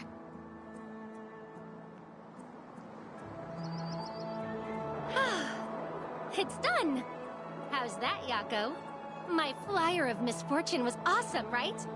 Want me to make a few for you for self-defense? Why so quiet? Captivated by my charm? Since I helped chase off those annoying kids, why don't you withdraw that complaint? Pretty please?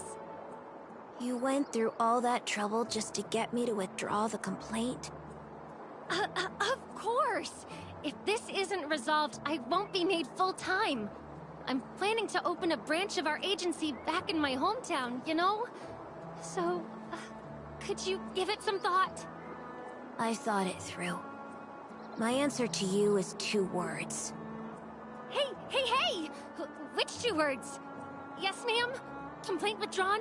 Or, of course? Leave me alone! That was 3 words.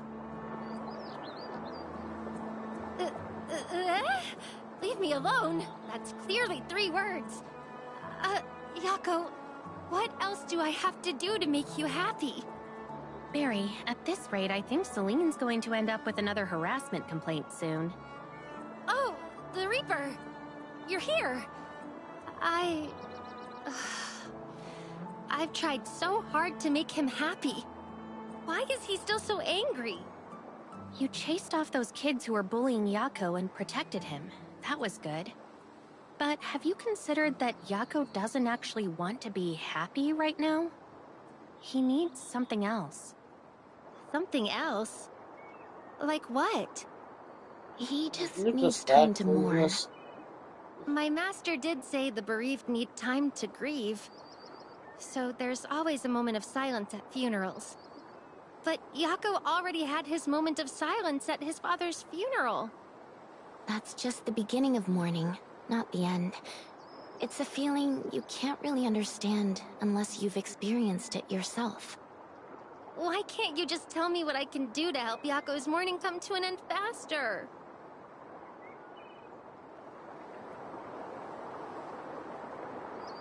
Looks like Mr. O'Reilly was right. She really isn't ready to become a full-time employee yet. Not understanding this feeling just shows how fortunate you are, Barry. If I could, I'd like to be as lucky as her. No one can escape loss forever, but experiencing it a little later isn't so bad. Barry, just give Yako some time, all right? These things can't be rushed. But I am in a rush. Authorizer, Valkyrie wants to see us. The heirs of Ida? Perfect. I have a few things I want to discuss with her too. Barry, we've got work to do, so let's head out. Don't bother Yako yet. The more you rush him, the worse it gets. If Scarl were to die in front of me now, would I finally understand Yako? But he's not here. Fine. Since I can't resolve the customer complaint right now, and my master won't let me do anything else, I guess I'll just focus on my own matters for the time being. My dear Reaper, I'll bring you back to Lockhart. Ow! Why does it still hurt? Even though the debt contract failed, at least I've ruled out one wrong option. If that person isn't the Reaper, then it must be Shirley, right? I need to find a way to separate them so I can verify whether Shirley is the Reaper. And Barry, you got yourself in even more trouble if you do that. Authorizer will not like that. Eh.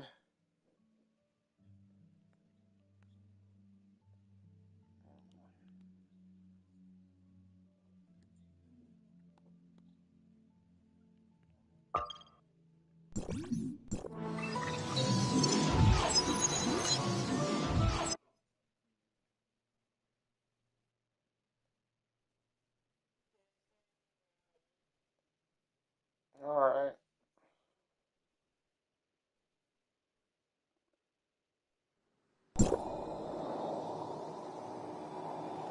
Oh yes, your mom.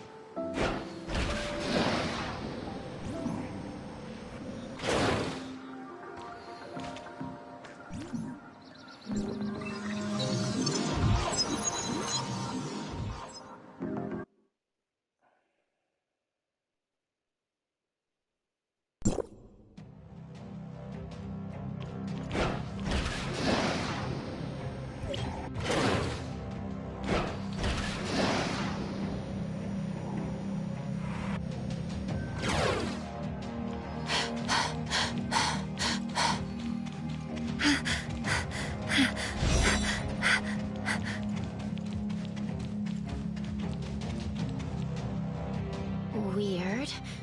Why is no one here? Lurking in the sewers with those stinky old rats. There could even be a great white shark.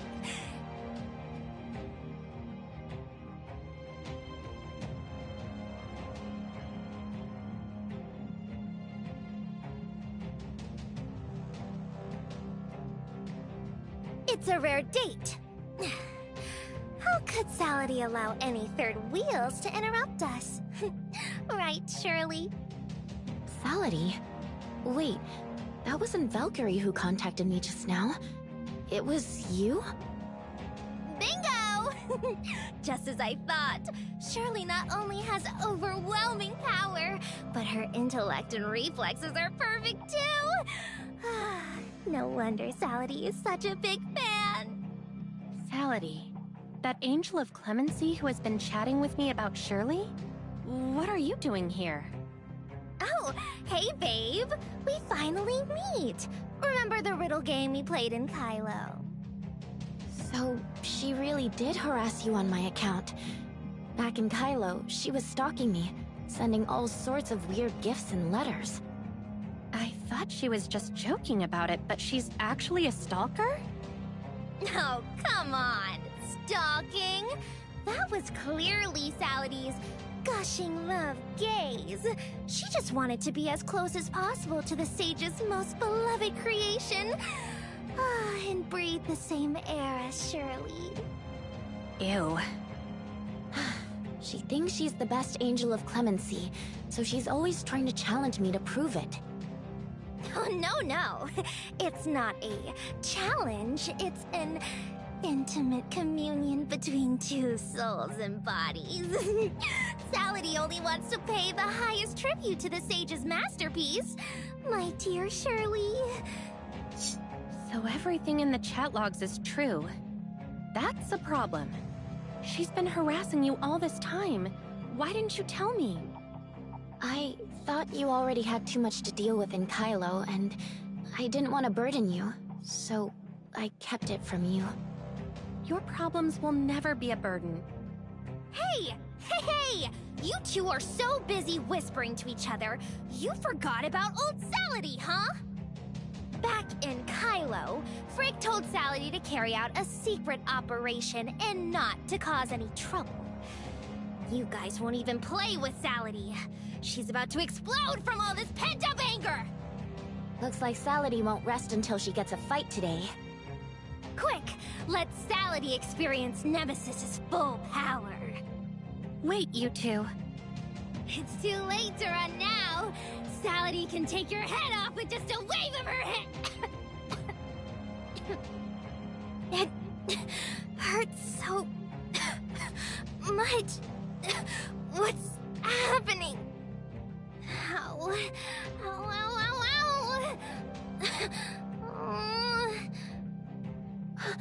Salady, what's wrong? She was so lively just a moment ago. Why did she change all of a sudden? Is she playing some kind of trick? Move aside, everyone! Barry? She's not doing so well. Let's find a quiet place. I can help her. Salady. It hurts. It really hurts. Daddy. Mommy. Salady wants to be taken care of. No.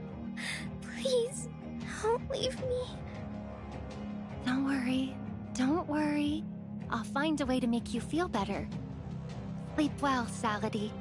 We'll all be here with you. Always. I didn't expect you to be able to heal like that. She does look a bit better, thanks to you showing up in time. Wait, what are you doing here? Weren't you supposed to be... This isn't the time to relax. I only eased her pain temporarily during her episode. I haven't healed her completely. You should see a professional as soon as possible. I remember Salady telling me she once had serious kidney disease. Could this be related? The Angel of Clemency's transformation technology essentially uses Omnium to alter a person's body, but it can only take effect on those who have undergone aberration. So, her problem is probably more complicated. I've already notified Valkyrie. She should know what to do. I don't even know what you mean by Valkyrie or the Angel of Clemency, but I doubt any of that will cure her. Why do you say that? Do you even know what's wrong with her? I don't think she could have survived such severe organ failure. The tech that altered her body has frozen her at the moment of death, saving her life, but trapping her in constant suffering. How do you know the creation principles behind the Angel of Clemency? Is this the creation principle behind the Angel of Clemency? The specifics are complex, but broadly speaking, it involves using modified technology to halt the aberration, allowing the body to stay in the process of aberration. Or something like that. I don't know anything about your Omnium technology. I'm just talking about what I've seen. Have you seen any other Angels of Clemency? We have many people like that in Lockhart. Lockhart? It seems it's time for a proper introduction.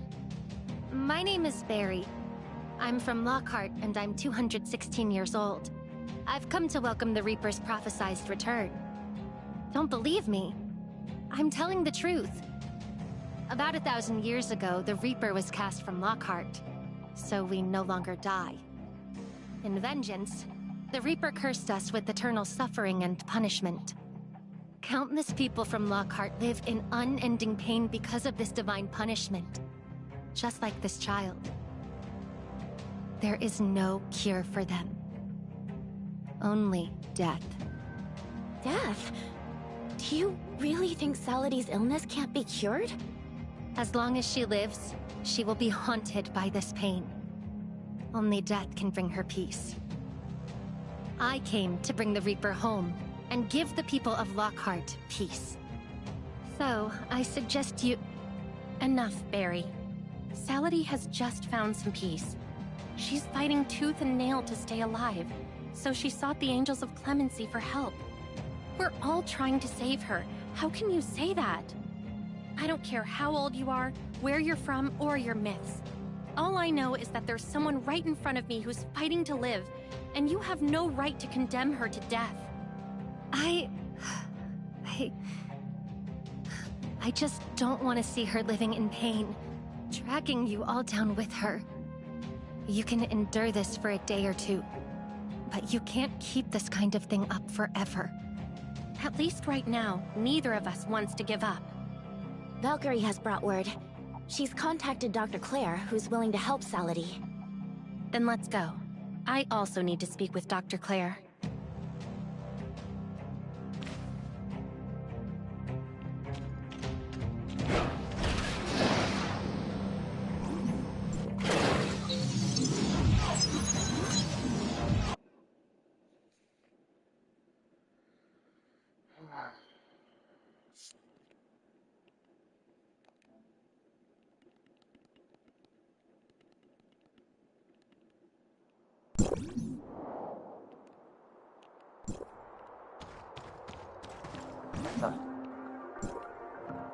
That was weird.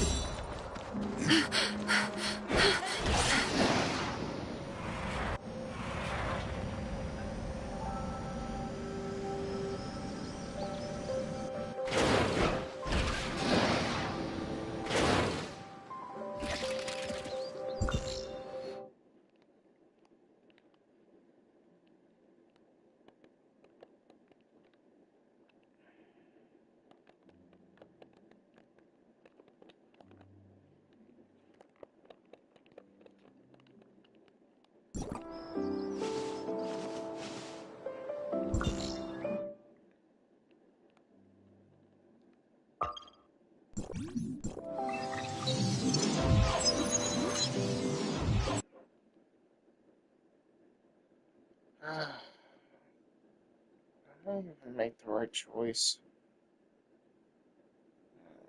Sometimes.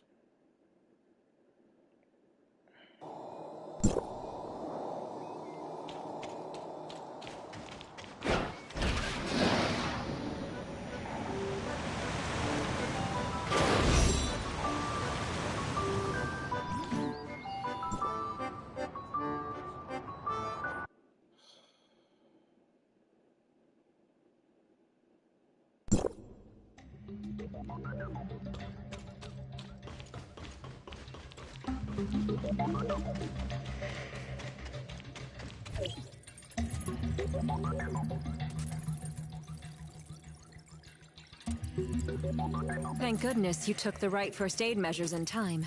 Otherwise, she might not have made it here. So she's okay now? All I can say is that her condition is stable for now, but her illness is beyond my abilities. I'm sorry. I cannot cure her. So what do we do now? Let's keep her here for overnight observation. If she recovers quickly, she should be able to go home by tomorrow. Doctor, I have a question about the Angel of Clemency's modification technology. Go ahead and ask whatever you want. Does Salady's current state have anything to do with her transformation into the Angel of Clemency?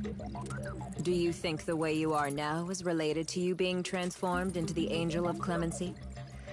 I've spent most of my life studying Omnium technology, and I still can't figure out what exactly has happened to people like Elric and I. What is certain is that the principles behind transforming you into an Angel of Clemency are very similar to the anomaly that occurred in me. What makes you say that? Omnium can manipulate time and space. You can use special channels to travel between Asperia and Kylo. This is the spatial application of Omnium. So what then is the temporal application of Omnium? Freezing time? That's only the surface level. More precisely, Omnium prevents the particles that make up our body from changing, keeping the energy that sustains our existence unchanged. Barry mentioned earlier that the Angel of Clemency keeps us forever trapped in the moment of aberration. Is it the same principle? That's not entirely wrong. During the Cataclysm, the Omnium eruption directly altered my body. And for you, the aberration is like a personal cataclysm. Aberration is unstable, so we need machinery-based modifications to control it. Or rather, the Angel of Clemency's technology is keeping it from progressing further. But Doctor, the spread of aberration is... Some things are beyond my abilities now. Perhaps it's you young ones who can find the answers. Doctor, you just said that the Cataclysm transformed your body. What do you mean by that? Pretty much the same as you, right? What does that mean? You look like you're only in your teens or early 20s, but in reality, you're definitely older. Take me, for example. I've lived 50 years and still look about the same. Doctor, what are you talking about? How did you know that you and I are so similar? Haven't you heard those folk tales? Animals that live for hundreds of years can become spirits. They take human form, speak like humans, and trick people. Humans can't recognize spirits, but spirits spot each other at a glance. After the Cataclysm, we old survivors. I thought I knew every face, but I never expected a new one. Are there many people like you in Asperia? There are quite a few in Hykros, but very few on land. The only one nearby is probably Franz. Franz. That man was actually someone from before the New Dawn? The New Dawn? Anyway, you haven't seen me because I'm not from around here. I come from Lockhart. Lockhart, huh? That was supposed to be my honeymoon destination. Wait, Doctor, are you saying she's like you too? We're not the same. Just similar. I come from Lockhart 1,000 years in the future, where no one dies and people age very slowly. 1,000 years later, huh? So how did you end up here? Doctor, do you actually believe her? What's there to doubt? 1,000 years later, never aging, never dying, Lockhart? Do you actually believe that? Isn't Omnium awe-inspiring? I don't mean to be disrespectful, but shouldn't there be some scientific evidence? Like body exam data or something? Didn't I just say that? I'm the old crone and she's the old witch. Of course we recognize each other at a glance. You're too young to tell. What more proof do you need? But... Dr. Claire, I heard you helped my teammate, so I came to check on her. I'm only helping this poor child because I'm doing Shirley and them a favor. The heirs of Ida are not welcome here. Valkyrie is just here to see Salady. Don't worry, there won't be any conflict, and we won't damage your equipment. All right. Then it's as you say. This is... I'm Barry. Hey, Barry. It's not often I see someone in a mood like that. Why don't we take a walk around Cetus Island and you can tell me about Lockhart? Let's leave this place to the patient and her friends.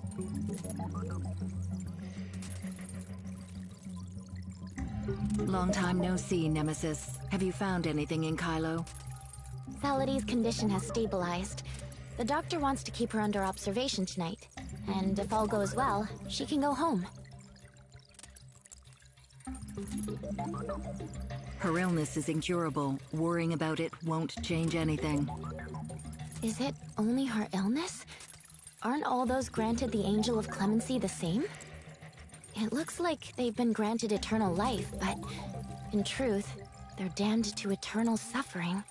Suffering in return for great strength, though, right? If I could be restored to normal, I'd give up this power in a heartbeat. Is this why you've been refusing to use your own power? No wonder Salady hates you so much. If she heard you say that, she'd definitely scold you for not knowing what's good for you. Is it really a good thing to trick a little girl into thinking that power can solve all her problems? Power certainly can't solve every problem, but that doesn't mean it can't solve anything. Refusing to use your power like this isn't the smartest idea. The Angel of Clemency is a fate we can't change. It's better to learn to accept it and make it work for you than to reject it entirely. If you're willing to make good use of your power, you and the Authorizer might have a smoother time in Kylo. Who knows? How could you possibly know? You are the Sage's magnum opus, the finest of his creations. If it weren't for the limits you set on yourself, no one could touch you. Don't you ever miss that fearless side of yourself when you were Nemesis? You never needed anyone's protection. Instead, you could protect everyone else. For example, Authorizer. What happens between us is none of your business. Getting promoted really changes things, doesn't it? Your tone's gotten a lot sharper. I guess from now on, I should start calling you Archon. The Angel of Clemency is nothing but the Sage's dark machination. Why do you impose this tragedy on her, and then shamelessly demand she accept it as if it's some kind of divine miracle? Since the Cataclysm, Ida has been full of people with tragic lives. Everyone accepts that, so why can't she? Moreover, the Angel of Clemency gave her a second chance at life, a fortune many can only dream of. Salady, for instance, fought tooth and nail just to earn the chance to become one. Back then, I was merely a weapon driven by madness, only capable of hurting everything I held dear.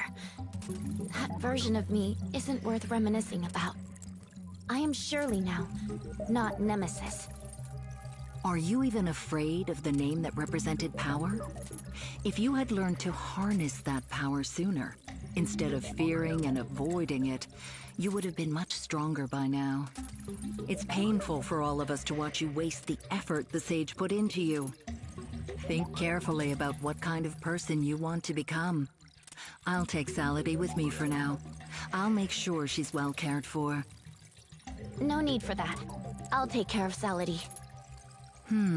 You should know she envies you and gets incredibly jealous. And she's moody. Keep her by your side if you must, but be careful. If she takes a dislike to you, one snip is all it takes. If I accept my fate as an Angel of Clemency, then she could be considered my teammate. It's my duty to watch over and teach her. She's still young. I don't feel comfortable leaving her in your care. That's fortunate. From my view, there is much about her you should learn. Archon, the Sage briefly awakened a few days ago to save Salady. He asked me to tell you. Hykros is outdated, stuck before the Cataclysm, unreliable. Whatever you want to do, rely on yourself, not others. He looks forward to meeting a stronger version of you. What does the Sage really want to do? Perhaps when I face him directly, I'll truly understand. still worried about Salady? Yes, Salady still needs someone by her side. I used to be a nurse, and I want to stay and take care of her. However, what Barry said earlier has been weighing on my mind. Can you go ask Barry what exactly is going on with Lockhart for me? Of course. That situation matters to me, too. I'll be right back.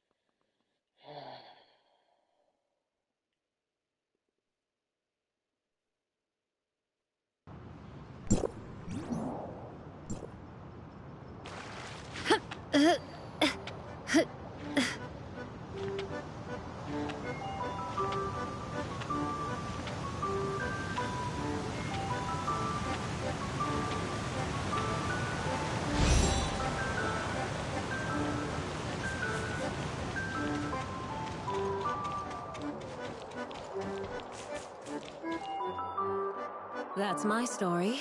Your turn. I don't think you're truly immortal. You may just age extremely slowly. Just like your fellow people from Lockhart? That's right. I look pretty much the same now as I did when I was 20. But by the time I'm 500, I'll definitely look older than I do now. What are you two talking about? The doctor just told me her story. And now it's my turn to properly tell her about Lockhart. Perfect timing. I want to hear this story too. Lockhart used to be part of Ida, but everything changed on the day of the New Dawn. What's known to you as the Cataclysm. Those born before the New Dawn, like most people here, age and die, living at most around 100 years. But for those from Lockhart, everyone born after the New Dawn hasn't aged a day. You say you're from Lockhart 1,000 years from now. So Lockhart hasn't had a single death in 1,000 years? Yes. According to our ancient legend, the New Dawn marks the end of the Divine War. The God of Life triumphed over the God of Death, and from that moment on, death has avoided Lockhart. The Divine grants life, calls upon the people, punishes sinners, and favors the righteous. This is the unchanging belief of the Lockhart people. What does that mean? The Divine grants life. Death is the end of life, yet also a beginning. This is the natural order in Talmark. Without death, how can there be rebirth? Over the past 1,000 years, Lockhart has seen steadily fewer newborns. Records show the most recent birth occurred roughly 150 years ago. So when they say the Divine calls upon the people, does that mean the Reaper is summoning you, just like the mortals, so you can die a natural death? Yes. The Reaper's realm is peaceful and still. Yet, sadly, we no longer qualify to enter it. The Divine punishes sinners, means that those who stray from the God of Death are sinners. That's why we suffer. Tasting pain and immortality, never finding peace. Your immortality comes with a price? Your intuition is right. Though death has left Lockhart, aging and illness remain. Over time, the joys of life have been completely eclipsed by suffering. Life is worse than death. No wonder you've always thought of death as a good thing. Huh? You finally believe me? Looks like you might actually be the Reaper after all. You still haven't explained that last line. What does the Divine favors the righteous mean? The Reaper favors the kind and righteous, granting them divine favor and unique abilities.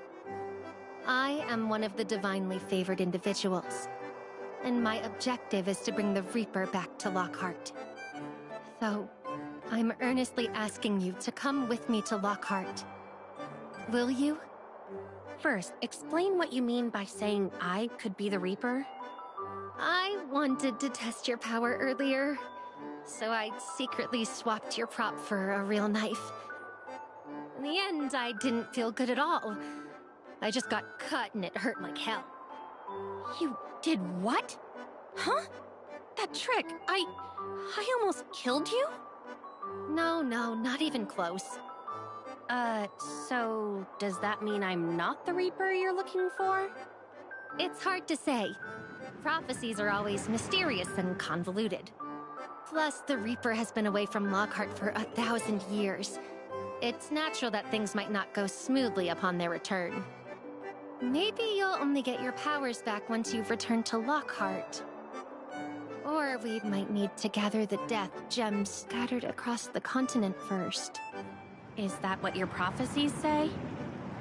Not exactly. It was in a comic my master collected.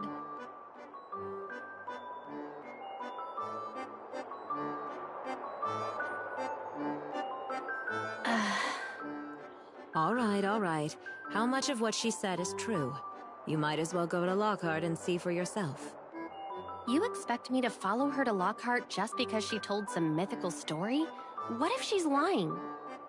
So I'm lying to you too now? You think I'm in cahoots with that old witch? Doctor, that's not what I meant. Then consider it my request. Go check out Lockhart. Maybe while you're there, you'll be able to find out what really happened to Elric and I. Maybe we can figure out exactly how the Angel of Clemency's modification technology works. It might even help Shirley and Salady, too. Of course I want to help Shirley, but... Speaking of Elric, I'm willing to go to Lockhart, but you have to agree to one thing in return. Oh? The youngin' has finally learned to haggle. Do tell. Elric wants to meet you at the funeral to talk about the past. What funeral? Hypnos Agency has taken on the collective funeral arrangements for the Asperian victims from the Kylo space station, and my master is currently preparing the entire thing. Kylo. If he wants to reminisce, let him. Huh? So that means you and Shirley are willing to come with me to Lockhart? Maybe I should discuss it with Shirley a bit more first. Then I'll take that as a yes from all of you. Once the funeral is over and I sort out the complaint, I'll take you all back to Lockhart.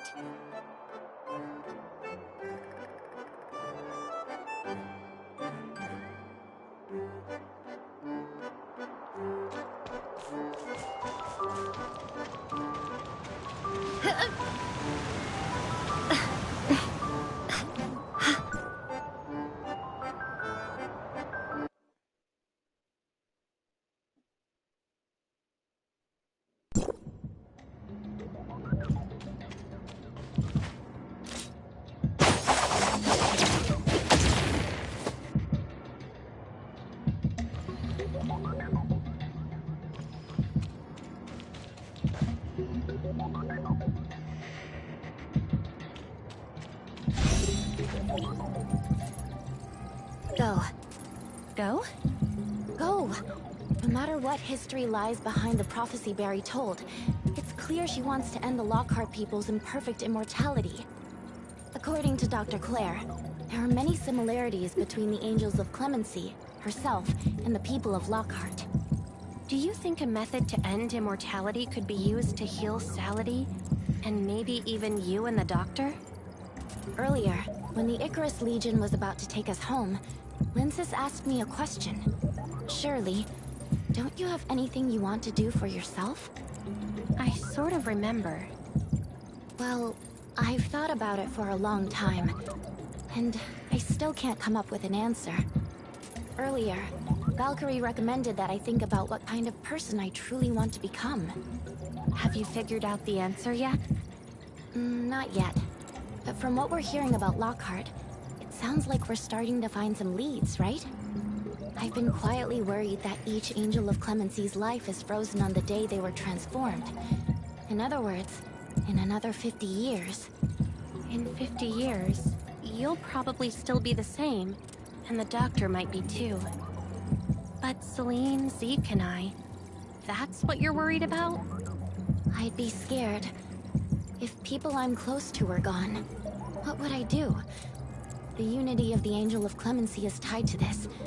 For so many years, only they have truly understood and accepted one another. No matter what, the heirs of Ida have no right to criticize you for being forced to become the Angel of Clemency. So what you want to do sounds a lot like what Barry would do? I don't even know if it'll make a difference now. Maybe, in the end, we'll find that Lockhart's problem has nothing to do with us. But at least now, I'm sure of one thing. I want to figure this out. If it really helps Saladin and the others, that would be quite lucky, wouldn't it? I get it.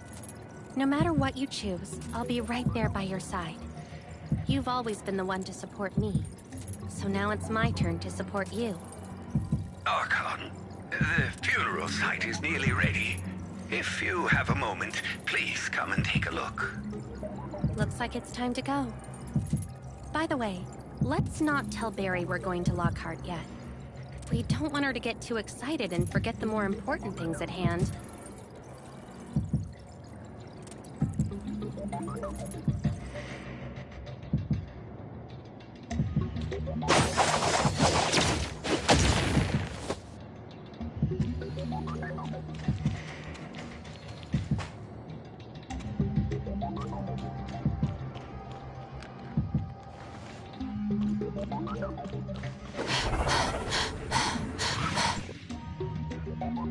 I'll take care of that dreadful noise.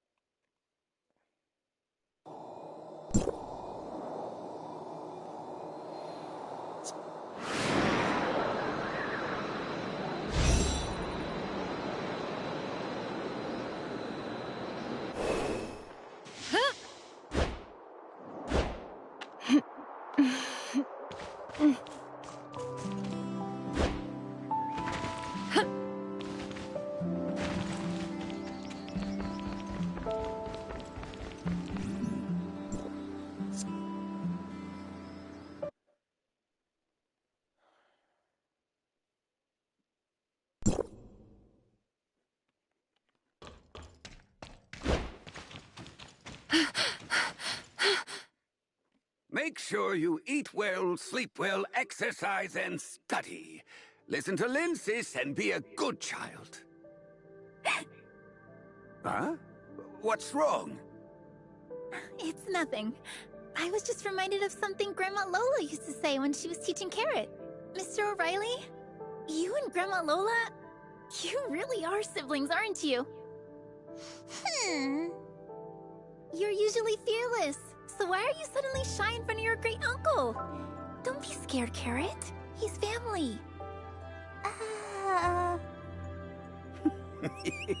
It's all right, little Carrot. I'm your grandmother's younger brother, John. This is where I work, and this is my apprentice, Barry. Come by anytime you're free. It seems Carrot still needs a little more time to adjust. I'll take her to prepare for the funeral broadcast. See you later. Go on, Barry. Don't we still need to talk about the customer complaint?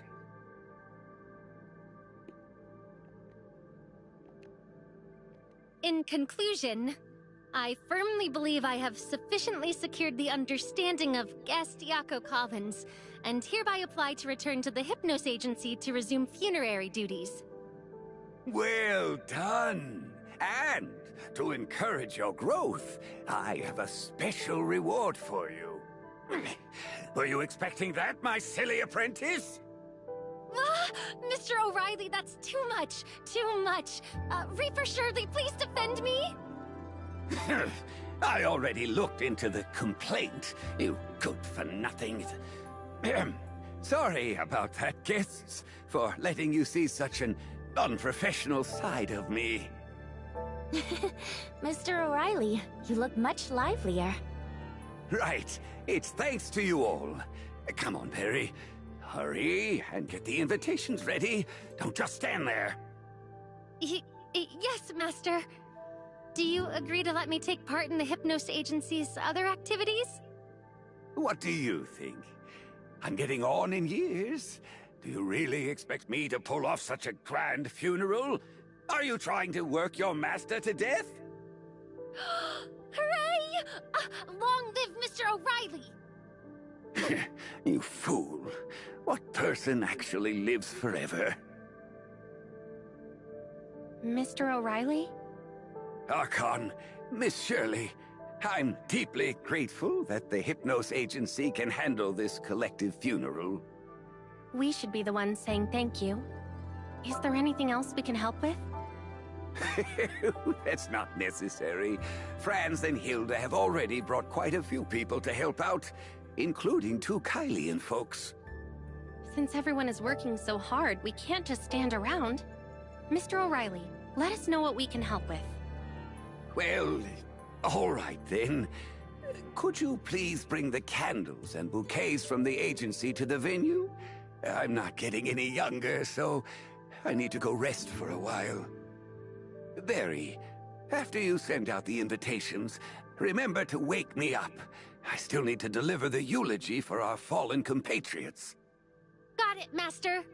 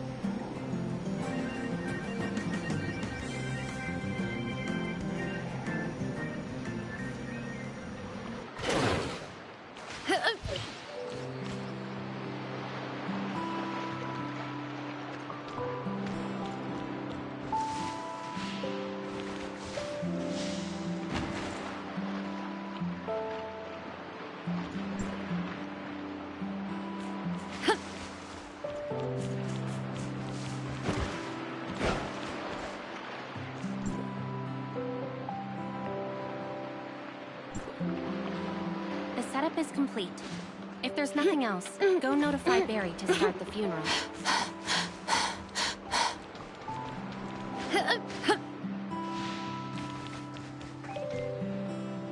Black feathers that glide across the stars, carry away my whispers. Barry, I'm all set over here. Let's get started. Please, esteemed guests, step forward and join me in bidding our final farewell to the departed.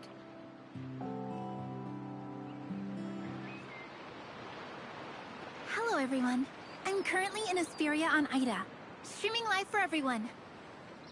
After 50 years, we Kylians are finally returning home. It is also the funeral held jointly by Ida's Hykros and Kylos' Apex for the victims of the space station. Today, we stand together, united in our vigil, only to mourn those we lost in the disaster and pay our respects.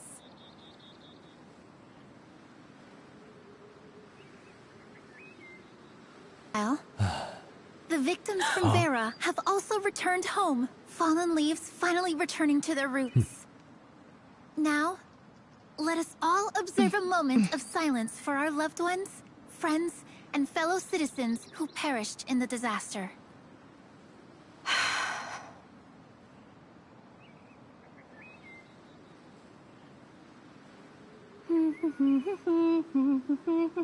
Master, it's time to get up. Master? Master?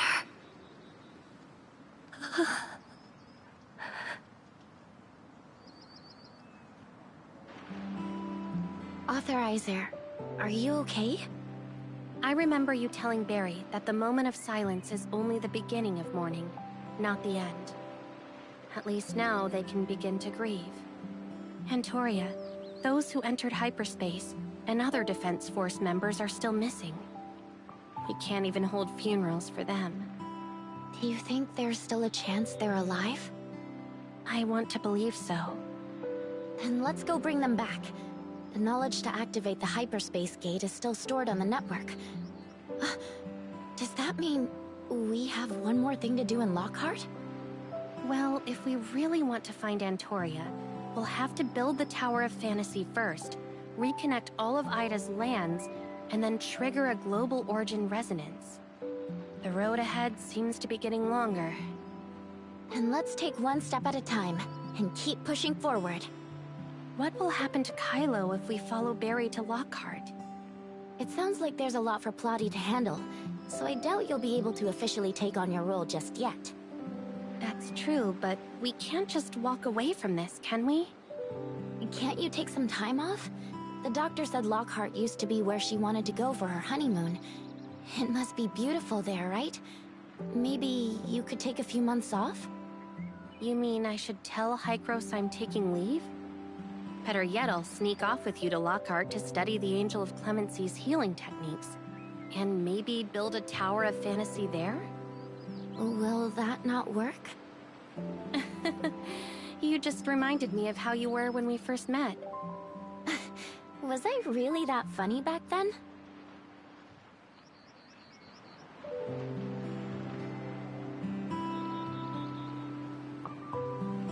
Back then, you were mischievous and adventurous. Whenever Zeke warned you not to do something risky, you'd sneak off anyway. And always drag me along, just like now. So, do you want to join me this time? Of course. But asking Hykros for time off feels like a bit of a hassle. Let's trouble Elric instead. He's been an Archon for so long, he surely knows the best way to handle this. We've helped him out so many times, it's about time he returns the favor. After all, he did say he came here to help me and Plotty take the blame. So what's one more burden, right? Then you go talk to Barry about the trip to Lockhart, and I'll go say goodbye to Celine.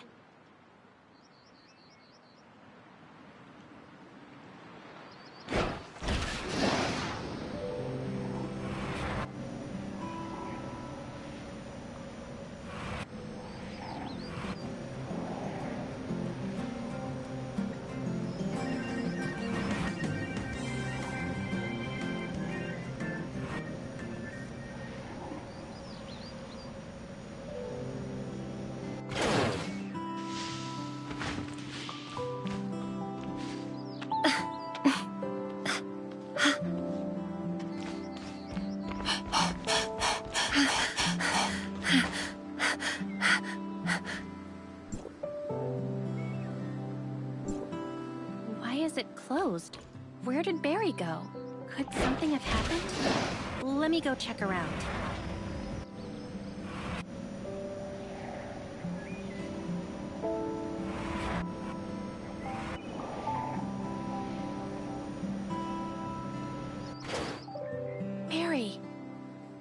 you doing here? Mr. O'Reilly, His health had been declining for a while.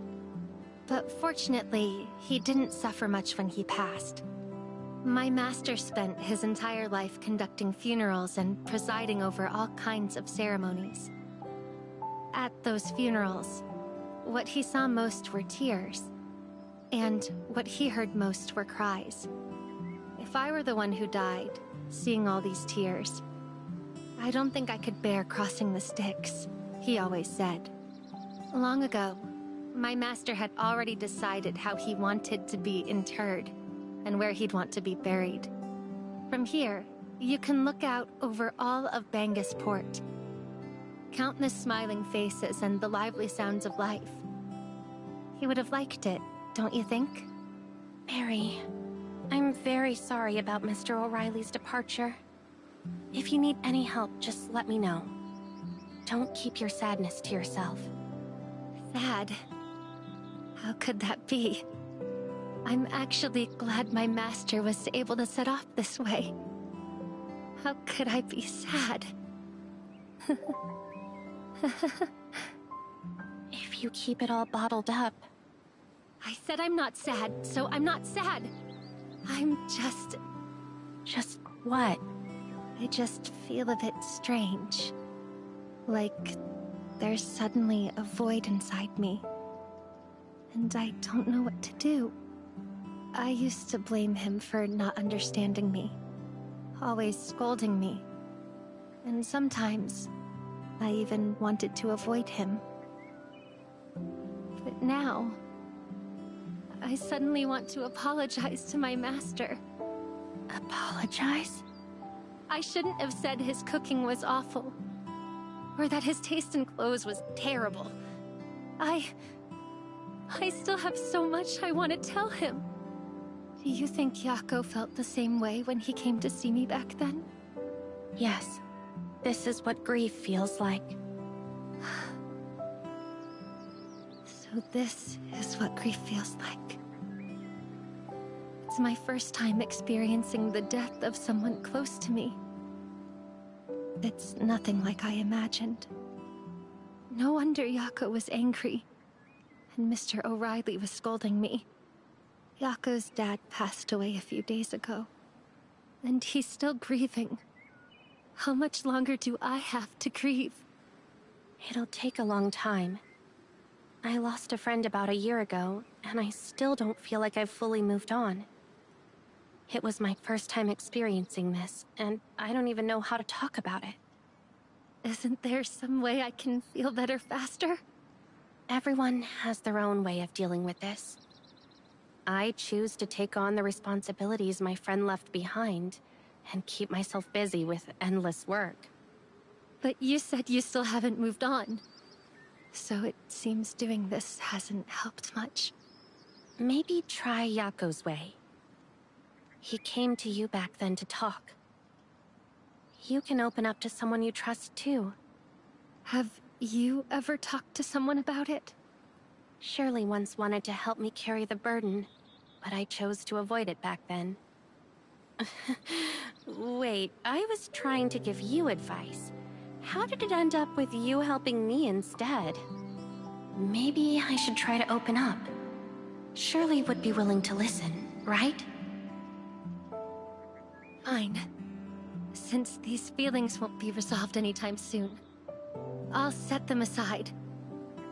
I still have work to finish. Mr. O'Reilly entrusted this to me. How's the funeral going? Is everything all right? Thank you for your agency's incredible help. The funeral went off smoothly. Franz really recommended the right person. I'm really sorry. I promised I'd help, but I messed up again. If Mr. O'Reilly were still here, he'd definitely be angry with me. As an immortal, maybe I'm simply not suited to be a mortician. Don't say that. If O'Reilly saw today's funeral, he'd be proud of you. Thanks to your success today, I've got an even bigger task for you. Arranging the funerals for all 157 victims from Lockhart. But you have to bring them back to Lockhart first. Are you... willing to admit you're the Reaper and come with me to Lockhart? To end immortality and save everyone? I didn't say that. I only said we need to hold a funeral, that's all. Holding a funeral in a world full of immortals. What else could it be but the Reaper? Well, I'll just take that as you agreeing to come with me to Lockhart. Once I apologize to Yako and complete the final task left by my master, we'll set off.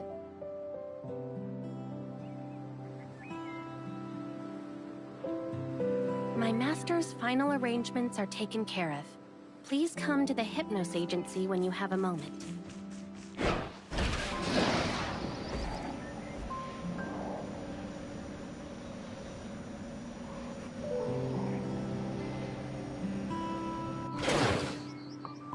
Huh.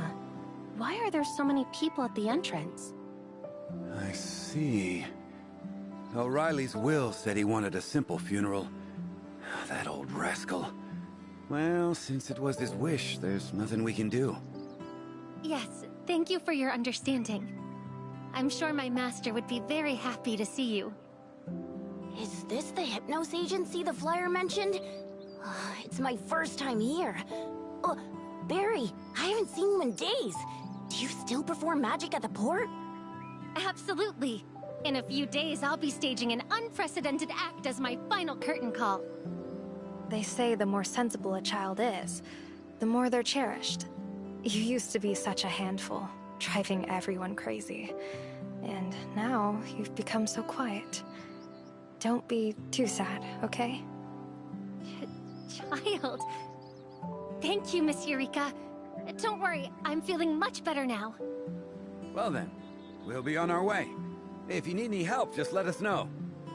Thank you. Thank you, everyone. Goodbye.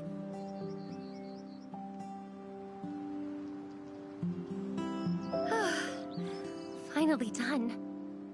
You're finally here. Yako should be here soon, right? Yako? He's coming too? I thought you called me to talk about going to Lockhart. Well, actually, there's still one thing I haven't done. I still haven't apologized to Yako. Huh? Don't worry. I've already called him. I'll apologize right away. It's just... now I realize how harsh my words were. I thought having you here would give me a little more courage to face him. Barry. I'm sorry, Yako. I was wrong before. I can't believe I wanted you to feel happy about your dad's death when you were so sad. Please forgive me. Huh? I know it's a bit late to say this, but I really mean it. When you came to me back then, you must have had a lot on your mind about your dad that you wanted to talk about. Back then, I didn't understand anything at all. Yet I arrogantly congratulated you, acting like I knew your feelings better than you did. But now I get it. I'm sorry, Yako. If you ever want to talk about your dad, I'm all ears. Of course, only if you're still willing to share. Of course I would. I was really angry at you back then. I even secretly wished you could feel what I did. But I didn't actually want to curse you. I was just so upset. Mr. O'Reilly was a really good person, and I know exactly how you feel right now. Keeping it in will only hurt you more. You can talk to me about it anytime. We can bond over our shared grief. Also, I take back what I said earlier. This is the best funeral home in Asperia, and you're a kind-hearted soul. Only you can give the victims returning home such a moving funeral. It's all thanks to my master. Has nothing to do with me. Barry, I don't think Mr. O'Reilly meant it that way. This is something he asked me to keep for him. He told me to give it to you if I was willing to forgive you. This is... a will?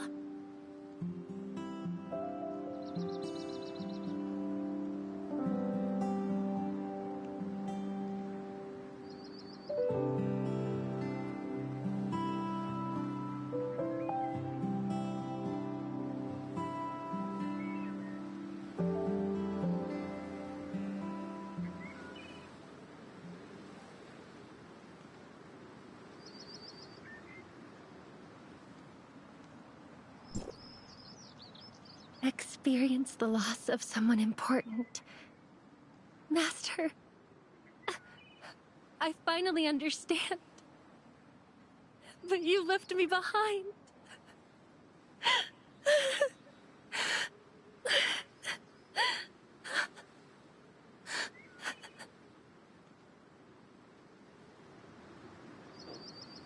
Target eliminated.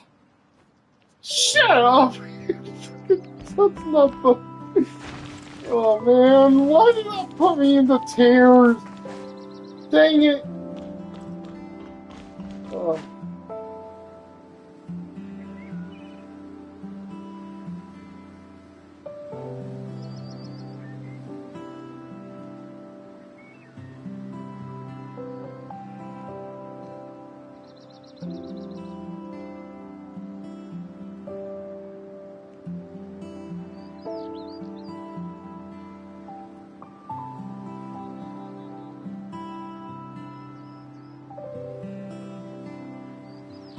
Awaiting command.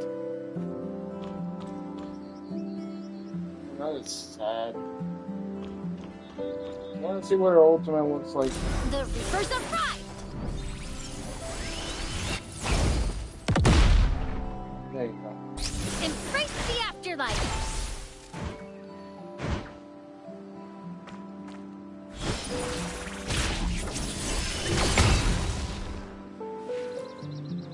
Okay. Well...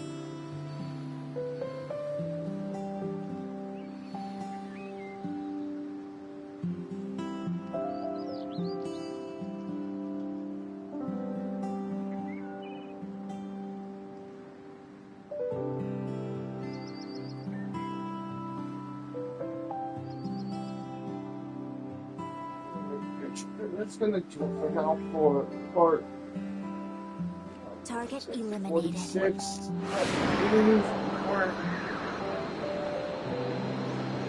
It's up there with the numbers right now. Ignore that. It's not Bible. It's that.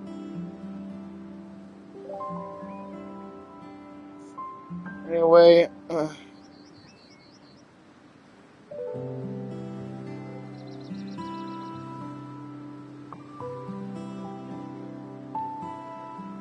till next time, Picture Crew. Thank you all for watching. Enjoy the stream. Make sure you leave a like. Subscribe to the channel if you're new and enjoy the content. Hit that notification bell whenever I go live with any. Excuse me. Any live stream, I'll upload any clips if you want to see more of my content. Share around with your friends and family, and yeah. Thank you all for watching. Have a great day or night wherever you live. And I'll see you next time. Have a good rest of your day or night. See ya. Picture Nation out. Later, Picture Crew. See ya. Take care. The countdown to your end begins.